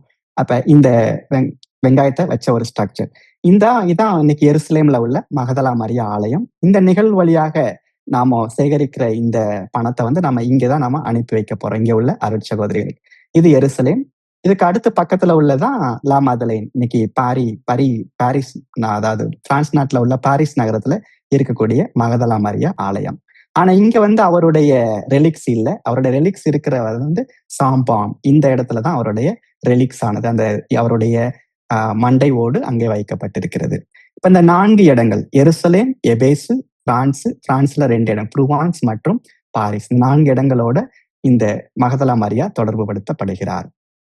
அடுத்து கடைசிக்கு முன்பாக வாழ்வியல் பாடங்கள் என்ன, இவர் இன்னைக்கு நமக்கு என்ன கற்றுக் கொடுக்கிறார், இவரிடம் நாம என்ன கற்றுக்கொள்ள முடியும். இந்த படத்துல நீங்க பாக்குறதா இந்த நோலிமை தாஞ்சரு, என்னை தொடாதே என்று சொல்லக்கூடிய இந்த ஓவியம். பெரும்பாலான ஓவியங்கள் இந்த சித்தரிப்பாதான் இருக்கும். மரியாவுக்கும் இயேசுக்குமான ஒரு தூரமும் இருக்கும், ஒரு நெருக்கமும் இருக்கும். நெருக்கமிக்க பார்த்தோம் அப்படின்னா இந்த படத்துல 2 பேருடைய கண்களும் ஒரே மாதிரியான லைன்ல, நேர்கோட்டில் இருக்கும். நீங்க எந்த ஓவியம் எடுத்து பார்த்தாலுமே அந்த ஓவியத்தை அனலைஸ் பண்ணி பார்க்கும்போது நம்ம பார்த்தோம் அப்படின்னா இங்க நீங்க ஒரு கோடு போட்டீங்க அப்படின்னா இந்த கண்ணும் ஒன்று போல இருப்பது போல இருக்கும். ஆனாலும் இது வந்து ஒரு நெருக்கம்.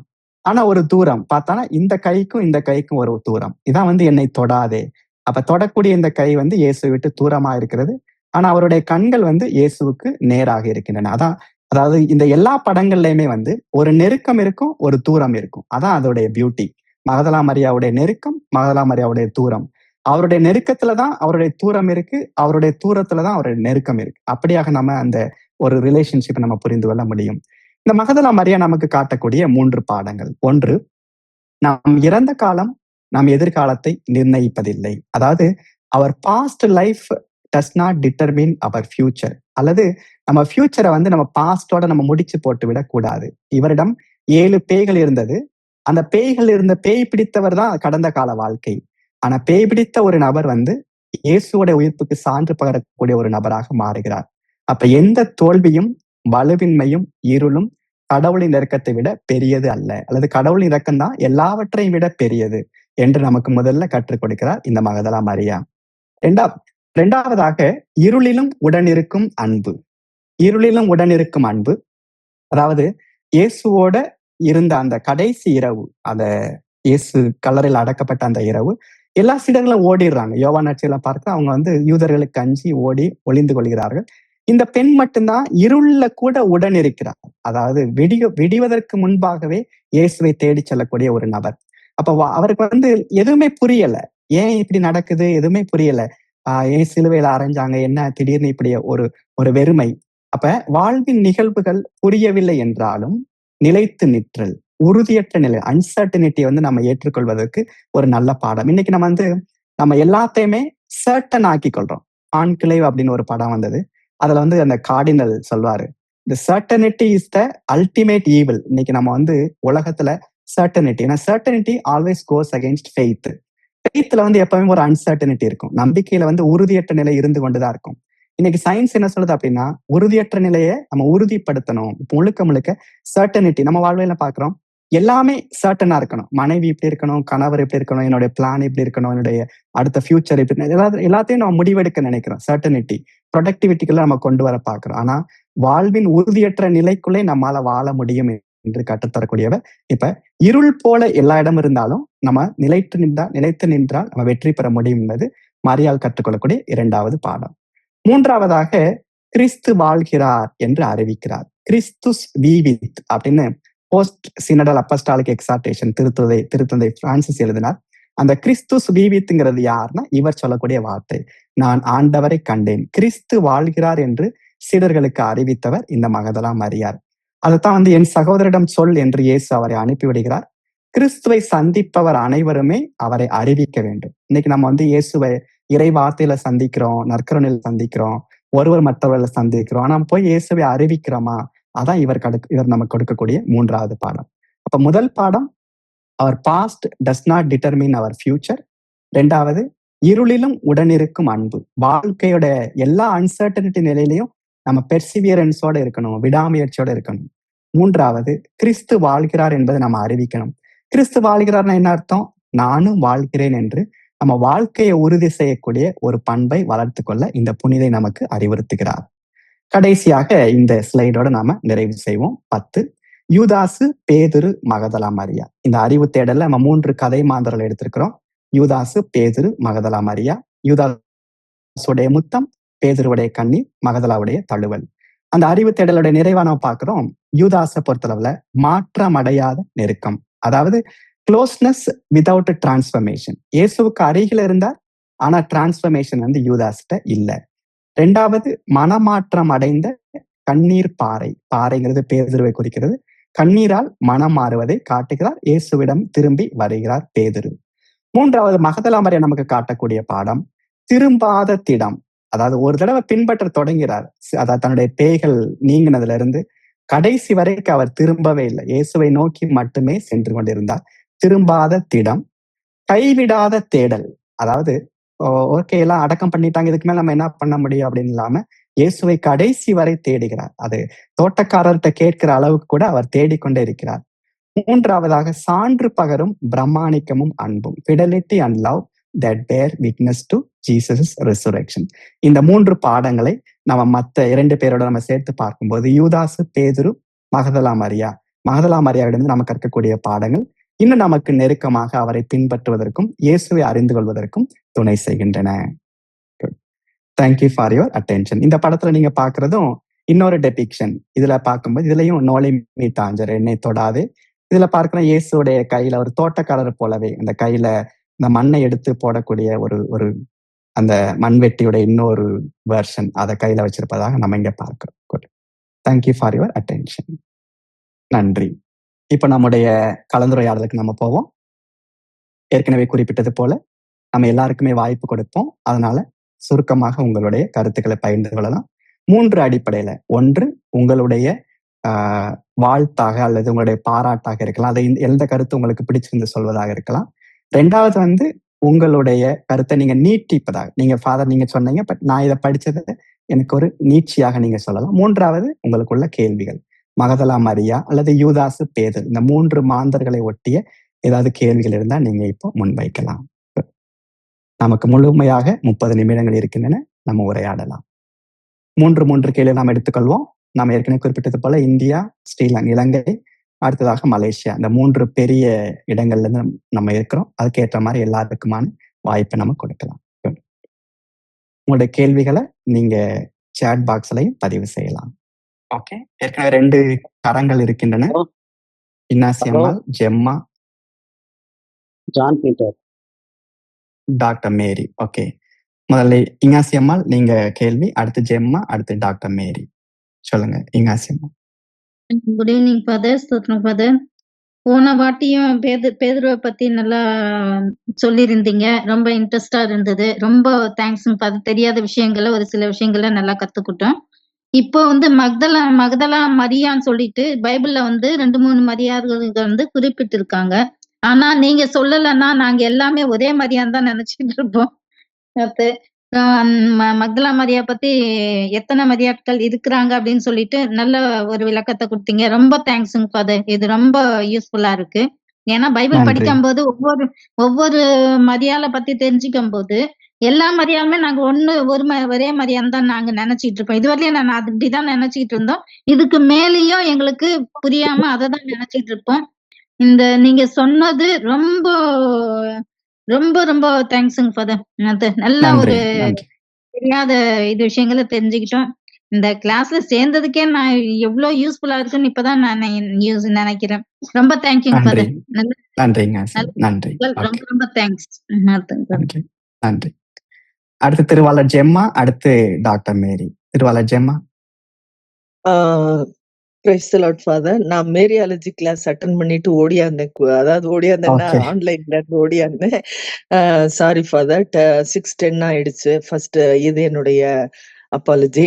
அடுத்தது எங்க பேத்திய எங்க மருமக இந்த ஃபேன்சி ட்ரெஸ் போட சொன்னதில் மகதலின் மரியா, மேக்டலின் மேரி போட்டாங்க. போட்டுட்டு அதுக்கப்புறம் அவங்களுக்குள்ள அந்த நம்மள மாதிரி கிரிட்டிசிசம் வந்திருக்கும் போல. உடனே அவங்க இப்ப கலிபோர்னியாவுல இருக்காங்க. அங்க இருந்து எனக்கு என்ன கேட்டுச்சுன்னா, இந்த மரியால மோசமான மரியான்றாங்க, ப்ராஸ்டிடியூட். ஆனா மனம் மாறின Maria, but she was a prostitute அப்படின்னு சொல்றாங்க. எனக்கு கஷ்டமா இருக்கு. என் பொண்ணை இப்படி நான் ஃபேன்சி ட்ரெஸ் போட வச்சு அந்த மாதிரி மீனிங்ல சொல்லி என்னை கேட்டுது. நான் நீங்க எனக்கு பதில் சொல்லுங்க ஃபாதர். ஏன்னா நான் இடையில 10 நிமிஷம் கழிச்சு வந்தேன். Sorry father. நன்றி ஜெம்மா. ஓகே. டாக்டர் மேரி. வணக்கம் ஃபாதர். நல்ல முயற்சி. ஆக்சுவலி இப்ப தவக்காலம் அப்படின்னா நம்ம இயேசுவோட பாடுகள், நம்ம வாழ்க்கை என்ன, அந்த தாட் மட்டும் தான் இருக்கு. இயேசுவை தாண்டி வேற விஷயங்களை சிலுவை பாதையா இருந்தாலும் அவர் சிலுவை சுமந்துட்டு போறாரு, அப்ப இவங்களை சந்திக்கிறாங்கிறது தான் இங்க மையமா இருந்தது. இப்ப இந்த 3 வித்தியாசமான இந்த சிந்தனைகள் நீங்க சொல்ற மாதிரி மையத்துல இருந்து விளிம்பு மக்களை நோக்கி நம்ம சிந்தனை வரணும் அப்படிங்கிற ஒரு புரிதல் வந்திருக்கு. அப்புறம் நான் ஒரு புக் வாங்கினேன் ஃபாதர். பரபாசம் சொல்லி ஒரு பேர் லாகர் குவிஸ்ட் அப்படிங்கிற ஒரு எழுதின புக்கு ஒரு தமிழ்ல டிரான்ஸ்லேஷன் உள்ளது. நான் ஒரு 2-3 மந்த்ஸ் முன்னாடி வாங்கினேன். அதுல எப்படி ஆட் வந்ததுன்னா பரபாசனுடைய பார்வையில பரபாசும் இயேசுவோட அந்த அவர் விடுவிக்கப்பட்டதுக்கு அப்புறம் அவர் உயிர்ப்பு அது வரைக்கும் அவன் பயணம் பண்றான். அதாவது சிலுவை பாதை அவன் பார்வையில அப்படிங்கிற மாதிரி ஆட் கொடுத்திருந்தாங்க. புக் வாங்கிட்டு ஆனா எனக்கு படிக்க விருப்பம் இல்லை. என்னன்னா பரபாசம் நமக்கு பிடிக்காது இல்ல, நம்மளோட தாட் அதுதானே. அப்படி இருந்தது. நான் ஆக்சுவலி இந்த ஃபர்ஸ்ட் கிளாஸ் யூதாஸ் நீங்க எடுத்ததுக்கு அப்புறம் தான் நான் அந்த புக்கை ரீட் பண்ணவே ஆரம்பிக்கிறேன். நிறைய விஷயங்கள் ஓகே. இருக்கு. எப்படின்னா இதுல ஒரே ஒரு லைன் கொடுத்திருக்காங்க. ஒரு லைன் மட்டும் சொல்றேன். அதாவது சீடர்கள் கூட கட்டாயத்தின் பேர்ல இயேசுவை தேடி அவர் பின்னாடி போயிருப்பாங்க. ஆனா பரபாஸ்க்கு எந்த கட்டாயமும் இல்ல. ஆனா இவன் வந்து ஹிஸ் டிராவலிங், அதுல கதை அப்படி வருது. அவர் சிலுவையில மறிக்கும் போது அந்த இருட்டுறது எல்லாத்தையும் அவன் தூரம் நின்னு பாக்குறான். அடுத்த நாளும் தேடி தேடி அவன் நகரத்துக்குள்ள போறான். திருப்பி அவன் கூட்டத்துக்குள்ள போக மாட்டேங்கிறான். அப்படி அதாவது எல்லா கதை மாந்தர்களுமே வந்து they are teaching us something. அந்த மாதிரி ஒரு பார்வை நீங்க கொடுத்திருக்கீங்க father. Thank you for that. Okay. எல்லார் தேங்க்யூ. சார்பாகவும் பொதுநிலையினர் சார்பாக thank you. Thank you doctor. Thank you. Thank you. இந்த 3 நன்றி. இந்த 3 கலந்துரையாடலுக்கு நன்றி திருவாளர் இஞ்ஞாசி அம்மாள், உங்களுடைய வாழ்த்துக்கு நன்றி. திருவாளர் டாக்டர் மேரி, உங்களுடைய வாழ்த்துக்களுக்கு நன்றி. தொடர்ந்து இந்த பரபா புத்தகத்தை வாசிங்க. ஒரு நல்ல புத்தகம். அவரை பற்றி நிறைய ஒரு நேர்முகமான பார்வை நம்ம எடுத்துக்கொள்ள முடியும். பரபாங்கிறது ஆக்சுவலா வந்து ஒரு உருவகம். அது வந்து தனி நபரை குறிப்பிடுவது அல்ல. பரபா அதாவது மானிட மகன் என்று எல்லாரையும் குறிப்பிடுவதாக ஒரு விவிலிய புரிதல் இருக்கு. பட் இதை ஒரு கதை மாந்தராக அவங்க காட்டியிருக்கிறாங்க. உண்மையிலே இந்த புரிதல் நீங்க எங்களுக்கு இதை சொல்லுங்க பின்னால வாசித்து முடித்த பிற்பாடு. நன்றி. திருவாளர் ஜெம்மா அவர்கள், உங்களுடைய கேள்வி மகதலா மரியா விபச்சாரத்தில் பிடிபட்ட பெண் அப்படின்னு பலர் இன்னைக்கும் கருதுறாங்க. நம்ம ஏற்கனவே குறிப்பிட்டது போல இந்த குழப்பம் வர காரணம் வந்து நம்முடைய பெரிய கிரகோரியார் அவருடைய புரிதல். அவர் தான் வந்து இந்த எல்லா மரியாவும் ஒன்று, நறுமண தைலம் பூசிய மரியா, விபச்சாரத்தில் பிடிபட்ட மரியா, இயேசுவினால் பேய் விரட்டப்பட்ட மரியா என்று ஒரே நபராக அவர் ஒற்றைப்படுத்தி விடுகிறார். அதான் இன்னைக்கு வரைக்கும் பலர் புரிந்து கொள்ள நம்ம பல செமினரிஸ்ல இன்னைக்கு டீச் பண்ணும்போது கூட உடனடியாக விபச்சாரத்தில் பிடிபட்ட பெண், ஈவன் அந்த பேஷன் ஆஃப் கிரைஸ்ட்ல கூட அந்த விபச்சாரத்தில் பிடிபட்ட பெண்ணையும் இந்த மகதலா மரியாவை இணைத்து பார்ப்பது போல காட்டியிருப்பாங்க. இந்த புரிதலுக்கு காரணம் வந்து இந்த பெரிய கிரகோரியாருடைய தவறான இன்டர்பிரேஷன் தான். இதை திருச்சபை வந்து இன்னைக்கு அதை சரிப்படுத்தியிருக்கு. அப்ப நீங்க வந்து உங்களுடைய அந்த உறவு நிலையில இருக்கிற அவங்களுக்கு உறவினருக்கு நீங்க சொல்லலாம், அந்த மகதலா மரியாவும் அந்த பெண்ணும் ஒன்றல்ல, விபச்சாரத்தில் பிடிபட்ட பெண்ணும் ஒன்றல்ல. அப்ப மகதலா மரியாவை நம்ம வந்து ஒரு பிராண்ட் பண்ணி விபச்சாரத்தில் பிடிபட்ட பெண் என்று நம்ம பிராண்ட் பண்ண தேவையில்லை. ஓகே, நன்றி. குட். அடுத்து திருவாளர் ஸ்டீபன் பெர்னார்ட், அடுத்து திருவாளர் லியோனி, அடுத்து திருவாளர் டெரன்ஸ். சாம்சங் A556 அது பேர் எனக்கு தெரியல, மேபி அடுத்த லெவல் எடுப்போம். ஓகே, திருவாளர் ஸ்டீபன் பெர்னார்ட். மாலை வணக்கம் ஃபாதர். நிகழ்வுகள் ரொம்ப நல்லா இருந்தது. அறிவு தேடல் என்கிற அந்த டைட்டிலோட நோக்கம் புரிஞ்சுக்கிட்டோம். ஒருவேளை இந்த டாபிக்கு உங்களுக்கு இன்னும் டைம் தேவைப்பட்டது என்றால் இன்னொரு இது பண்ணுங்க. we will pay and listen more. ஒரு மணி நேரத்துல சுருக்க முடியவில்லை என்றால் நீண்ட உரையாடல் கூட கொடுங்க ஃபாதர். இன்னும் கொஞ்சம் திருப்பி கேட்டாதான் பரவாயில்லன்னு நினைக்கிறேன். அதனால ஒரு வேண்டுகோள், if you think this needed, kindly organize one more time. நன்றி. நன்றி திருவாளர் ஸ்டீபன் பெர்னார்ட். அடுத்து திருவாளர் லியோனி, அடுத்து திருவாளர் Terrence.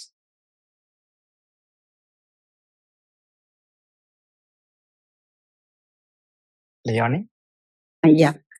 Father, good evening, Father. Father, நான் வந்து இது I'm not boasting, but still I want to say, என்னுடைய இது 6வது தடவையா நான் பைபிளை வாசிச்சு முடிச்சிருக்கேன். அதுல வந்து வாவ் அப்படின்னு சொல்ற மாதிரி இன்னைக்கு ஒரு நல்ல பாயிண்ட் கொடுத்தீங்க. Song of songs. அதுல வந்து இந்த உன்னத சங்கீதத்துல இப்படி ஒரு இன்டர்பிரிட்டேஷன் நான் எதிர்பார்க்கவே இல்லை. பட் நான் எப்பவுமே என்ன நினைச்சுப்பேன், நானும் ஜீசஸும் என்னோட ஃப்ரெண்டு அப்படின்னு சொல்லிட்டு நினைச்சுப்பேன். ஆனா முன்னாடி எங்க பங்குல வந்து எனக்கு அப்ப ஒரு 12 வயது இருக்கும்னு நினைக்கிறேன். அப்ப ஃபாதர் ஜேக்கப்னு சொல்லிட்டு அவர் தான் அந்த மோட்சம் நரகம் சேமன் எல்லாம் வைப்பார். 10 நிமிஷம் அப்படி கை கட்டிட்டு அதுக்காகவே ஓடுவோம் நாங்க. அப்ப அவர் சொன்னாரு, இந்த உன்னத சங்கீதம் வந்து ரொம்ப படிக்கப்படுறது இல்ல, அது வந்து ஆக்சுவலி திருச்சபைக்கும் இறைவனுக்கும் ஒரு நெருக்கமான உறவு. அதனால நீங்க கண்டமேனிக்கு படிச்சுட்டு கிடக்காதீங்க அப்படின்னு சொல்லிட்டு அவர் சொன்னாரு ஃபாதர். அதனால இப்ப எனக்கு ரொம்ப பிடிச்சிருக்கு அது நீங்க சொன்னது. இந்த ஒரு கோணத்துல நம்ம இனிமே இன்னொரு தடவை நான் வாசிப்பேன் அதை. அதே மாதிரி மேரி மேக்டலின் இந்த நீங்க சொன்ன எல்லாத்துலயுமே அந்த சோசன் சீரீஸ்ல அழகா அவங்கள வந்து ரொம்ப அறிவாளியா ஸ்பான்டனிட்டி இருக்கிறவங்களா காட்டுறாங்க. அது வந்து ரொம்ப நல்லா இருக்கும். ஆக்சுவலி பார்க்காதவங்க தயவு செய்து அதை நீங்க பார்க்கலாம். அந்த டிரெக்டர் வந்து ரொம்ப மெனக்கிட்டு அந்த இத ஸ்கிரிப்ட் எழுதியிருக்காரு. ரொம்ப நல்லா இருந்தது. அதே மாதிரி பேதுருவை பத்தி நீங்க சொன்னதும், ஜூடஸ் மை தம்பி அவரை பத்தி சொன்னதும் எனக்கு ரொம்ப பிடிச்சிருந்தது ஃபாதர். திருப்பி அந்த நோட்ஸ் எல்லாம் திருப்பி படிச்சுட்டே பார்த்துட்டே இருந்தேன் நானு. இன்னும் இது மாதிரி வேற ஏதாவது கருத்தரங்குகள் நீங்க நடத்துறதா இருந்தா நீங்க வந்து நடத்தலாம் ஃபாதர். முக்கியமா அந்த ஞான நூல்களை பத்தி கூட நீங்க நடத்துறதுக்கு நான் ரொம்ப ஆவலா இருக்கிறேன் ஃபாதர். Thanks father. நன்றி நன்றி திருவாளர் லியானி. நன்றி திருவாளர் Terrence. Father, thank you very much, Father, for giving us a very wonderful presentation of Mary Magdalene. அவங்கள பத்தி ரொம்ப நல்லா சொன்னீங்க, ரொம்ப நல்லா இருந்தது. எனக்கு 2 கேள்வி ஃபாதர். ஒண்ணு வந்து பெரிய கிரகோரியர் சொன்னதுல இது, அதாவது பாவி பேய்களை விரட்டப்பட்டவர் தான் மகதல மரியா, அது உண்மைதான் இல்லையா? ஆமா, அது ஒண்ணுதான் உண்மை. பெரிய குருகார் சொன்னதுல எல்லா மரியாதை சொல்லும்போது பேய்களை விரட்டப்பட்டவர் தான் மகதல மரியாங்கிறது மட்டும்தான் உண்மை. மற்றதெல்லாம் அந்த உண்மையை எடுத்துக்க முடியாதுன்னு சொல்றோம். கரெக்ட் தானே ஃபாதர்? ஆமா டெரன்ஸ். அதை கன்ஃபார்ம் பண்றதுதான் ஒரு கேள்வி. 2வது கேள்வி வந்து இந்த டிஸ்டன்ஸ் சொன்னீங்கல்ல, தூரம், நாசரத்து கலிலேயா மகதலாவுக்குள்ள தூரம் சொன்னீங்க இல்லையா? இப்போ கலிலேயான்னு சொன்னீங்கன்னாக்கா நாசரத்தும் கலிலேயா இருக்கு, மகதலாவும் கலிலேயா தான் இருக்கு. அப்ப அதை எப்படி நம்ம தூரம்னு எடுக்க முடியும்? நீங்க சொன்னீங்க மகதலா நம்ம வந்து ரொம்ப கலிலேயாவுக்கு ரொம்ப நெருக்கம், நாசரத்துக்கு கொஞ்சம் தூரம் அப்படிங்கிற மாதிரி தான் உங்களுடைய கூட்டு இருந்ததுன்னு நான் நினைக்கிறேன். நான் தவறா புரிஞ்சுட்டேன்னு தெரியல எனக்கு. சோ இப்ப அந்த மாதிரி கூட்டு இருந்ததுனாக்கா அது நாம எப்படி சொல்ல முடியும் ஃபாதர்? ஏன்னா கலிலேயாங்கிறது ஒரு பகுதி, ஆனா நாசரத்தும் மகதலாவும் ஒவ்வொரு ஊர் இல்லையா? அதனால எனக்கு அந்த சந்தேகம் வந்தது. ஐ மே பி ராங். சோ நீங்க கொஞ்சம் கிளியர் பண்ணுங்க ஃபாதர். தேங்க்யூ. ஆனா நீங்க ரொம்ப நல்லா சொன்னீங்க. அப்புறம் ஸ்டீஃபன் பெர்னார்டு மற்றவங்க எல்லாம் சொன்னது மாதிரி இந்த சீரீஸை வந்து நீங்க கொஞ்சம் பெருசாக்கி, ஆக்சுவலா நீங்க கொடுத்த ஒவ்வொரு ஸ்லைடுலயுமே பாத்தீங்கன்னாக்கா ஒரு ஸ்லைடையே நீங்க 1 மணி நேரம் பேசலாம், அந்த மாதிரியான ஸ்லைடுலாம் இருந்தது. அப்போ அது உள்ள இருக்க அந்த உண்மைகளையும் அந்த விவரங்களையும் நீங்க எங்களுக்கு சொல்றதுக்கு இன்னும் தயார் பண்ணணும் அப்படின்னு சொல்லிட்டு என்னுடைய தாழ்மையான வேண்டுகோள். நன்றி ஃபாதர். நன்றி திருவாளர் டெரன்ஸ். நன்றி. 3 கேள்விகள் நம்ம எடுத்துக்கிட்டோம். திருவாளர் ஸ்டீஃபன் பெர்னார்ட், உங்களுடைய வாழ்த்துக்களுக்கு நன்றி.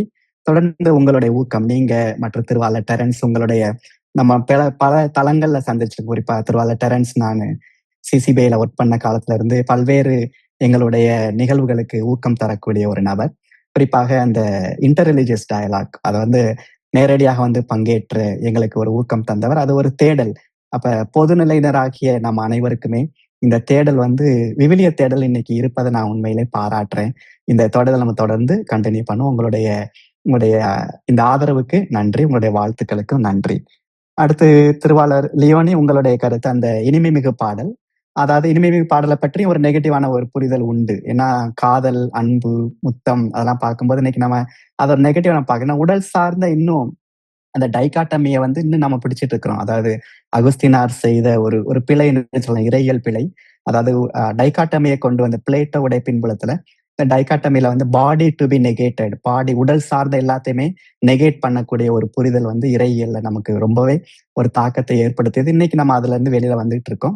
இந்த இனிமை மிகு பாடல் வந்து அது நம்ம இலக்கியத்துக்கு மட்டுமல்ல, யூத இலக்கியத்துக்குள்ள வரும்போது ஒரு பிரச்சனை இருந்துச்சு. ஏன்னா மற்றவங்க எல்லாம் வந்து இது ஏன்னா கடவுள் பெயரே இல்லாத ஒரு நூல் அப்படின்னு பார்த்தா இனிமை மிகு பாடல். அதுல வந்து கடவுளுடைய பெயர் இருக்கவே இருக்காது. அப்ப கடவுளுடைய பெயர் இல்லாத ஒரு நூல் எப்படி பைபிள்ல இருக்க முடியும்னு கேட்கும்போது அது நமக்கு ஒரு கேள்வி. அப்ப அந்த கேள்வி வந்து ஜாம்னியா சங்கத்துல வந்தது. அப்ப அவங்க இந்த ஒரு ரபி அகிபா அவர் என்ன சொல்றாரு அப்படின்னா, விவிலியத்துல உள்ள எல்லா நூல்களுமே புனிதமானது, ஆனா புனிதத்திலும் புனிதமானது இனிமை மிகு பாடல் என்று சொல்லி அந்த நூல் விவிலியத்துக்குள்ள வருது. ஹோலி ஆஃப் ஹோலிஸ் என்று அதை வரையறுக்கிறார். அப்ப இன்னைக்கு நேர்முகமான ஒரு பார்வை வந்திருக்கு. நீங்க சொன்ன மாதிரி அது ஒரு உருவக புரிதல் வந்து ஒரு புரிதல், கடவுளுக்கும் மனிதருக்கும் அல்லது கடவுளுக்கும் ஆன்மாவுக்குமான ஒரு தேடல், தலைவன் தலைவி என்று நம்ம எடுத்துக்கொள்ள முடியும். இந்த இனிமை பாடலை பற்றி நான் ஒரு விளக்க உரை எழுதியிருக்கிறேன், அருள்வாக்கு மன்றம். அது அமேசான்ல இருக்கு. அமேசான்ல நீங்க இயேசு கருணாநிதி சாங் ஆஃப் சாங்ஸ்னு போட்டீங்கன்னா அதோடைய தமிழ் நூல் இருக்கு. அதுவும் இருக்கு. சபை உரையாளருடைய விளக்க உரை இருக்கு. இன்ஃபேக்ட் என்னுடைய ஃபீல்ட் ஆஃப் எக்ஸ்பர்டீஸ் வந்து ஞான இலக்கியங்கள் தான். அதனால திருவாளரின் லியோனி கேட்டுக்கொண்டது போல ஞான இலக்கியங்களை பற்றி நாம சேர்ந்து தேடுவோம். சீக்கிரமாக வாய்ப்புகளை நம்ம உருவாக்கி கொள்வோம். அடுத்து திருவாளர் டெரன்ஸ், உங்களுடைய 2 கேள்விகளுக்கு நன்றி. முதல்ல நீங்க சொன்னது போல அந்த அவருக்கு ஒரு பெரிய கிரகோரியாருடைய கருத்துப்படி 7 பேய்கள் நீங்க பெற்றவர் மகதலா மரியா. அது வந்து நீங்க சொன்னது சரிதான். நான் அதை சரியா சொன்னேன். அடுத்ததான் நான் வந்து சரியாக நானே குறிப்பிடல. நான் அந்த சொல்லும் போது எனக்கு தோணுது. ஏன்னா கலிலேயாங்கிறது ஒரு பகுதி. நீங்க சொன்னது போல இன்னைக்கு அதாவது இயேசுடைய சமகாலத்து பாலஸ்தீனத்தை 3ஆ பிரிக்கிறாங்க. மேல கலிலேயா, நடுவுல சமாரியா, கீழே யூதேயா.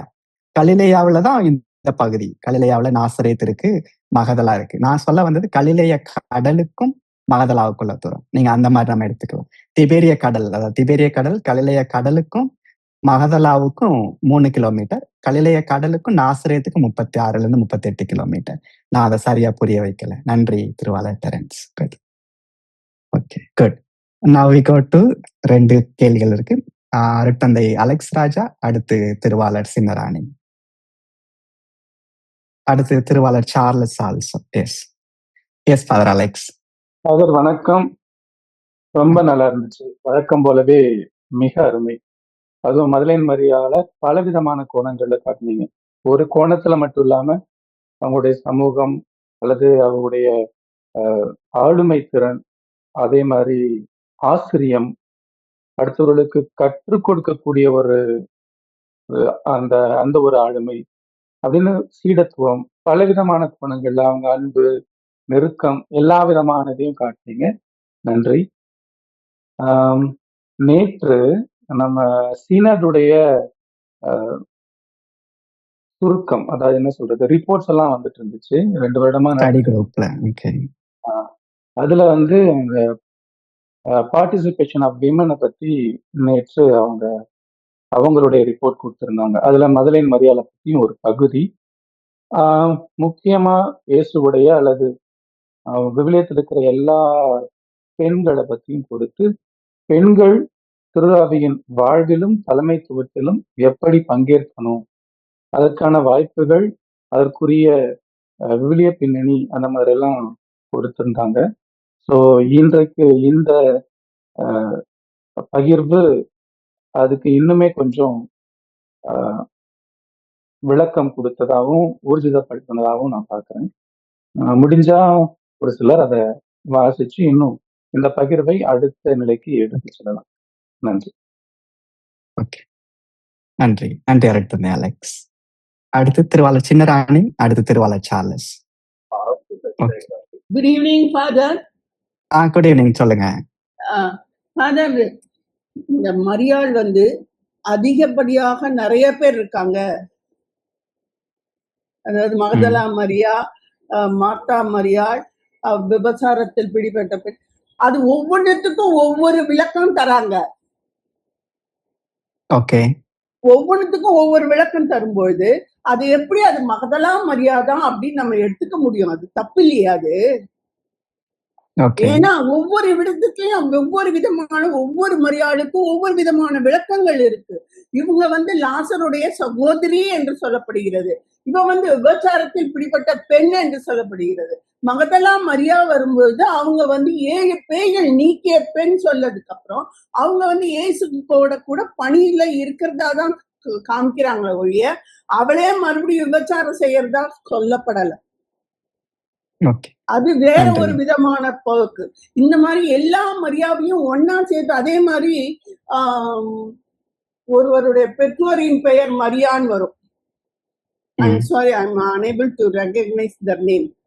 அந்த மரியா அந்த மாதிரி வரும்போது அந்த இடத்துல அது விளக்கம் தானே இருக்கு. அது எப்படி நம்ம எல்லா மரியாவும் மகதலா மரியான்னு எடுத்துக்க முடியும்?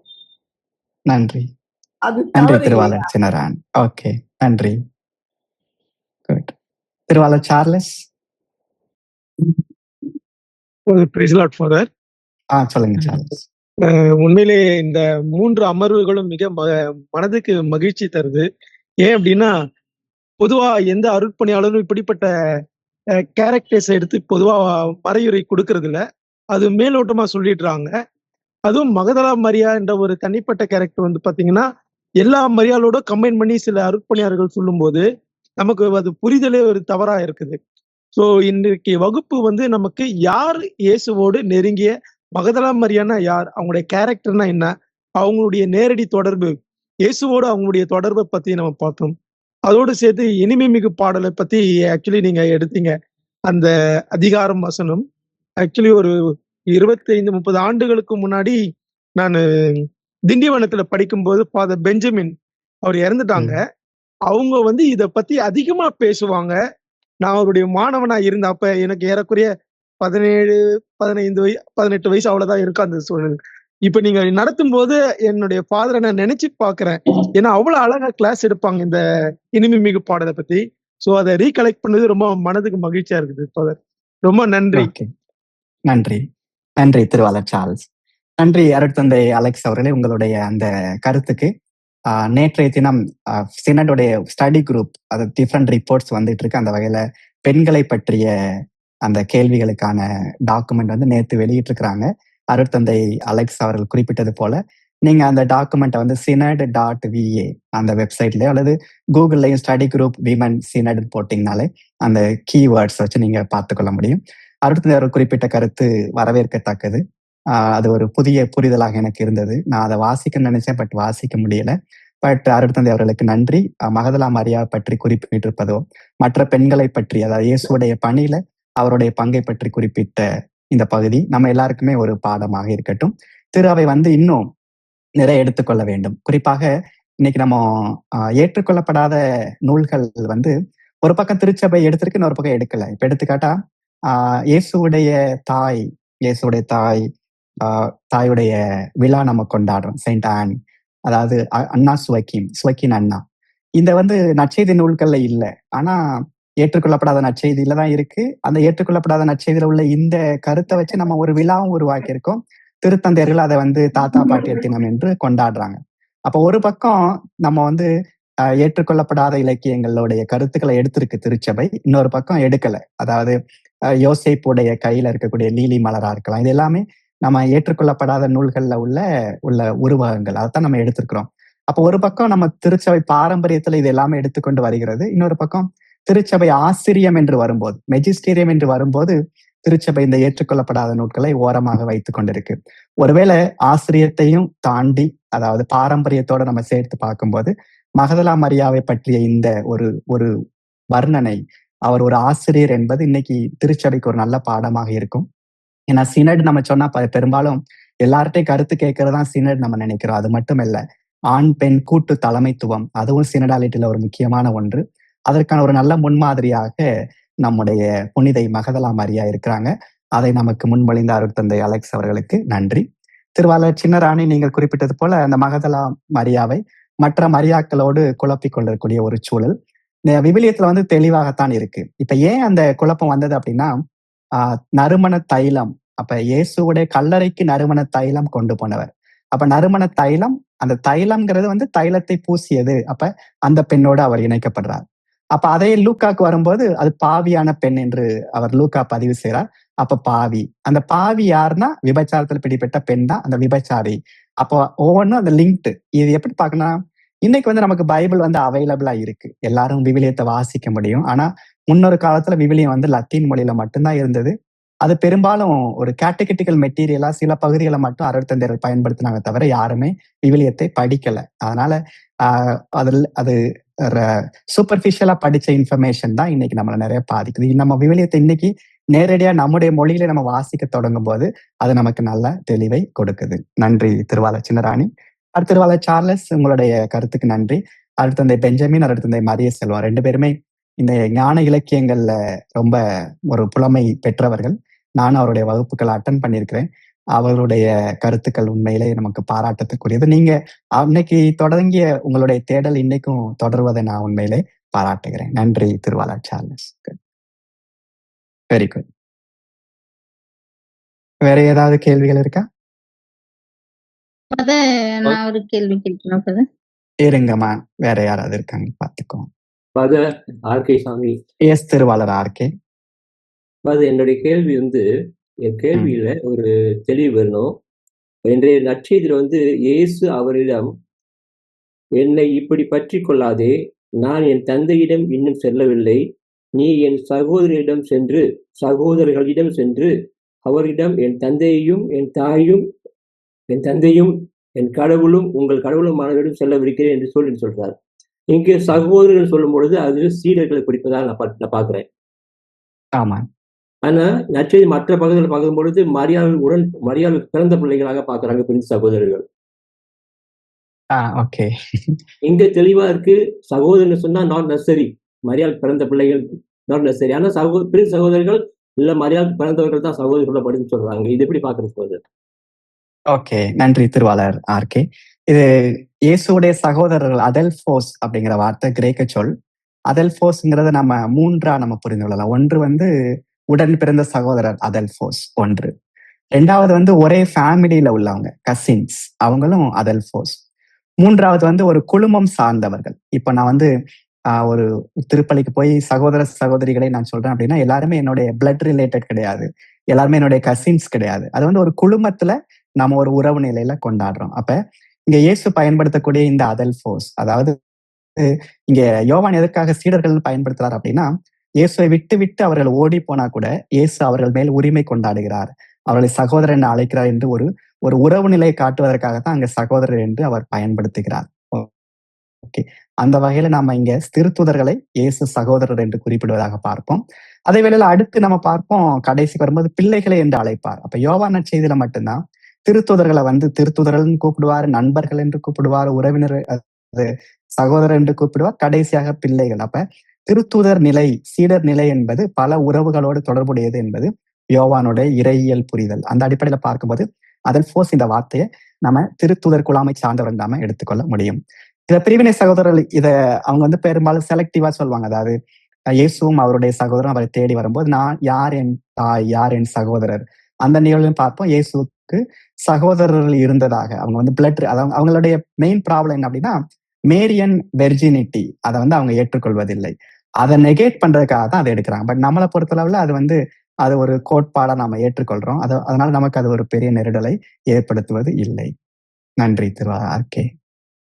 நன்றி. கேள்விகள் இல்லைன்னா நம்ம நிறைவு செய்யலாம். இந்த நேரத்தில் நான் நன்றி சொல்ல விரும்புகிறேன். குறிப்பாக இந்த நிகழ்வை ஒருங்கிணைக்க உதவி செய்த அருட்தந்தை அகஸ்டின் பிரபு, இந்த நிகழ்வை திட்டமிடுதலில் தொடங்கி ஒவ்வொரு நிகழ்வையும் பங்கேற்று அதற்கான ஃபீட்பேக்கையும் அவர் கொடுத்து கொண்டே இருக்கிறார். அருட்தந்தை அகஸ்டின் அவர்கள் தமிழ் பாத் அதிலையும் இணைந்து பணியாற்றி கொண்டிருக்கிறோம். அவர்களுக்கு என்னுடைய நன்றியை உரித்தாக்குகிறேன். அடுத்து திருவாளர் ஜெனிதா மேரி பிரான்சிஸ் சேவியர், உங்களோடு இந்த வலையமர்வு தொடர்பான தகவலை பகிர்ந்து கொண்டது, இந்த பணத்தை வாங்கியது, ஒருங்கிணைத்தது எல்லாமே திருவாளர் ஜெனிதா மேரி பிரான்சிஸ் சேவியர் அவர்களுக்கு என்னுடைய நன்றியை உரித்தாக்குகிறேன். மீண்டும் ஒரு முறை அருட்தந்தையர்கள், அருட்சகோதரிகள் மற்றும் அன்பிற்கினிய நண்பர் அனைவருக்கும் என்னுடைய நன்றியையும் பாராட்டுகளையும் தெரிவித்துக் கொள்கிறேன். ஆண்டவராகிய கடவுள் நம்மை தொடர்ந்து ஆசீர்வதிப்பாராக. ஒரு ஜெபத்தோடு நம்ம நிறைவு செய்வோம். எல்லாரும் சேர்ந்து அருள் நிறைந்த மரியை சொல்வோம். அருள் நிறைந்த மரியை வாழ்க, ஆண்டவர் உடனே பெண்களுக்குள் ஆசி பெற்றவர் நீரே,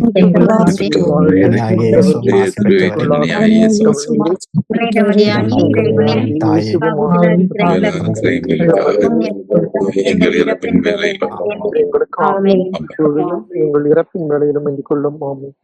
ஆண்டவர் உங்களோடு இருப்பாராக. தந்தை, மகன், தூயாவியார் உங்களை ஆசீர்வதித்து காத்து வழி நடத்துவாராக. ஆமென். நன்றி. தேங்க்யூ. நல்லா இருங்க. ஹாப்பி ஈஸ்டர் கொண்டாடுங்க.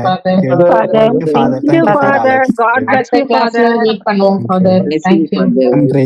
சீக்கிரம் மீட் பண்ணுவோம்.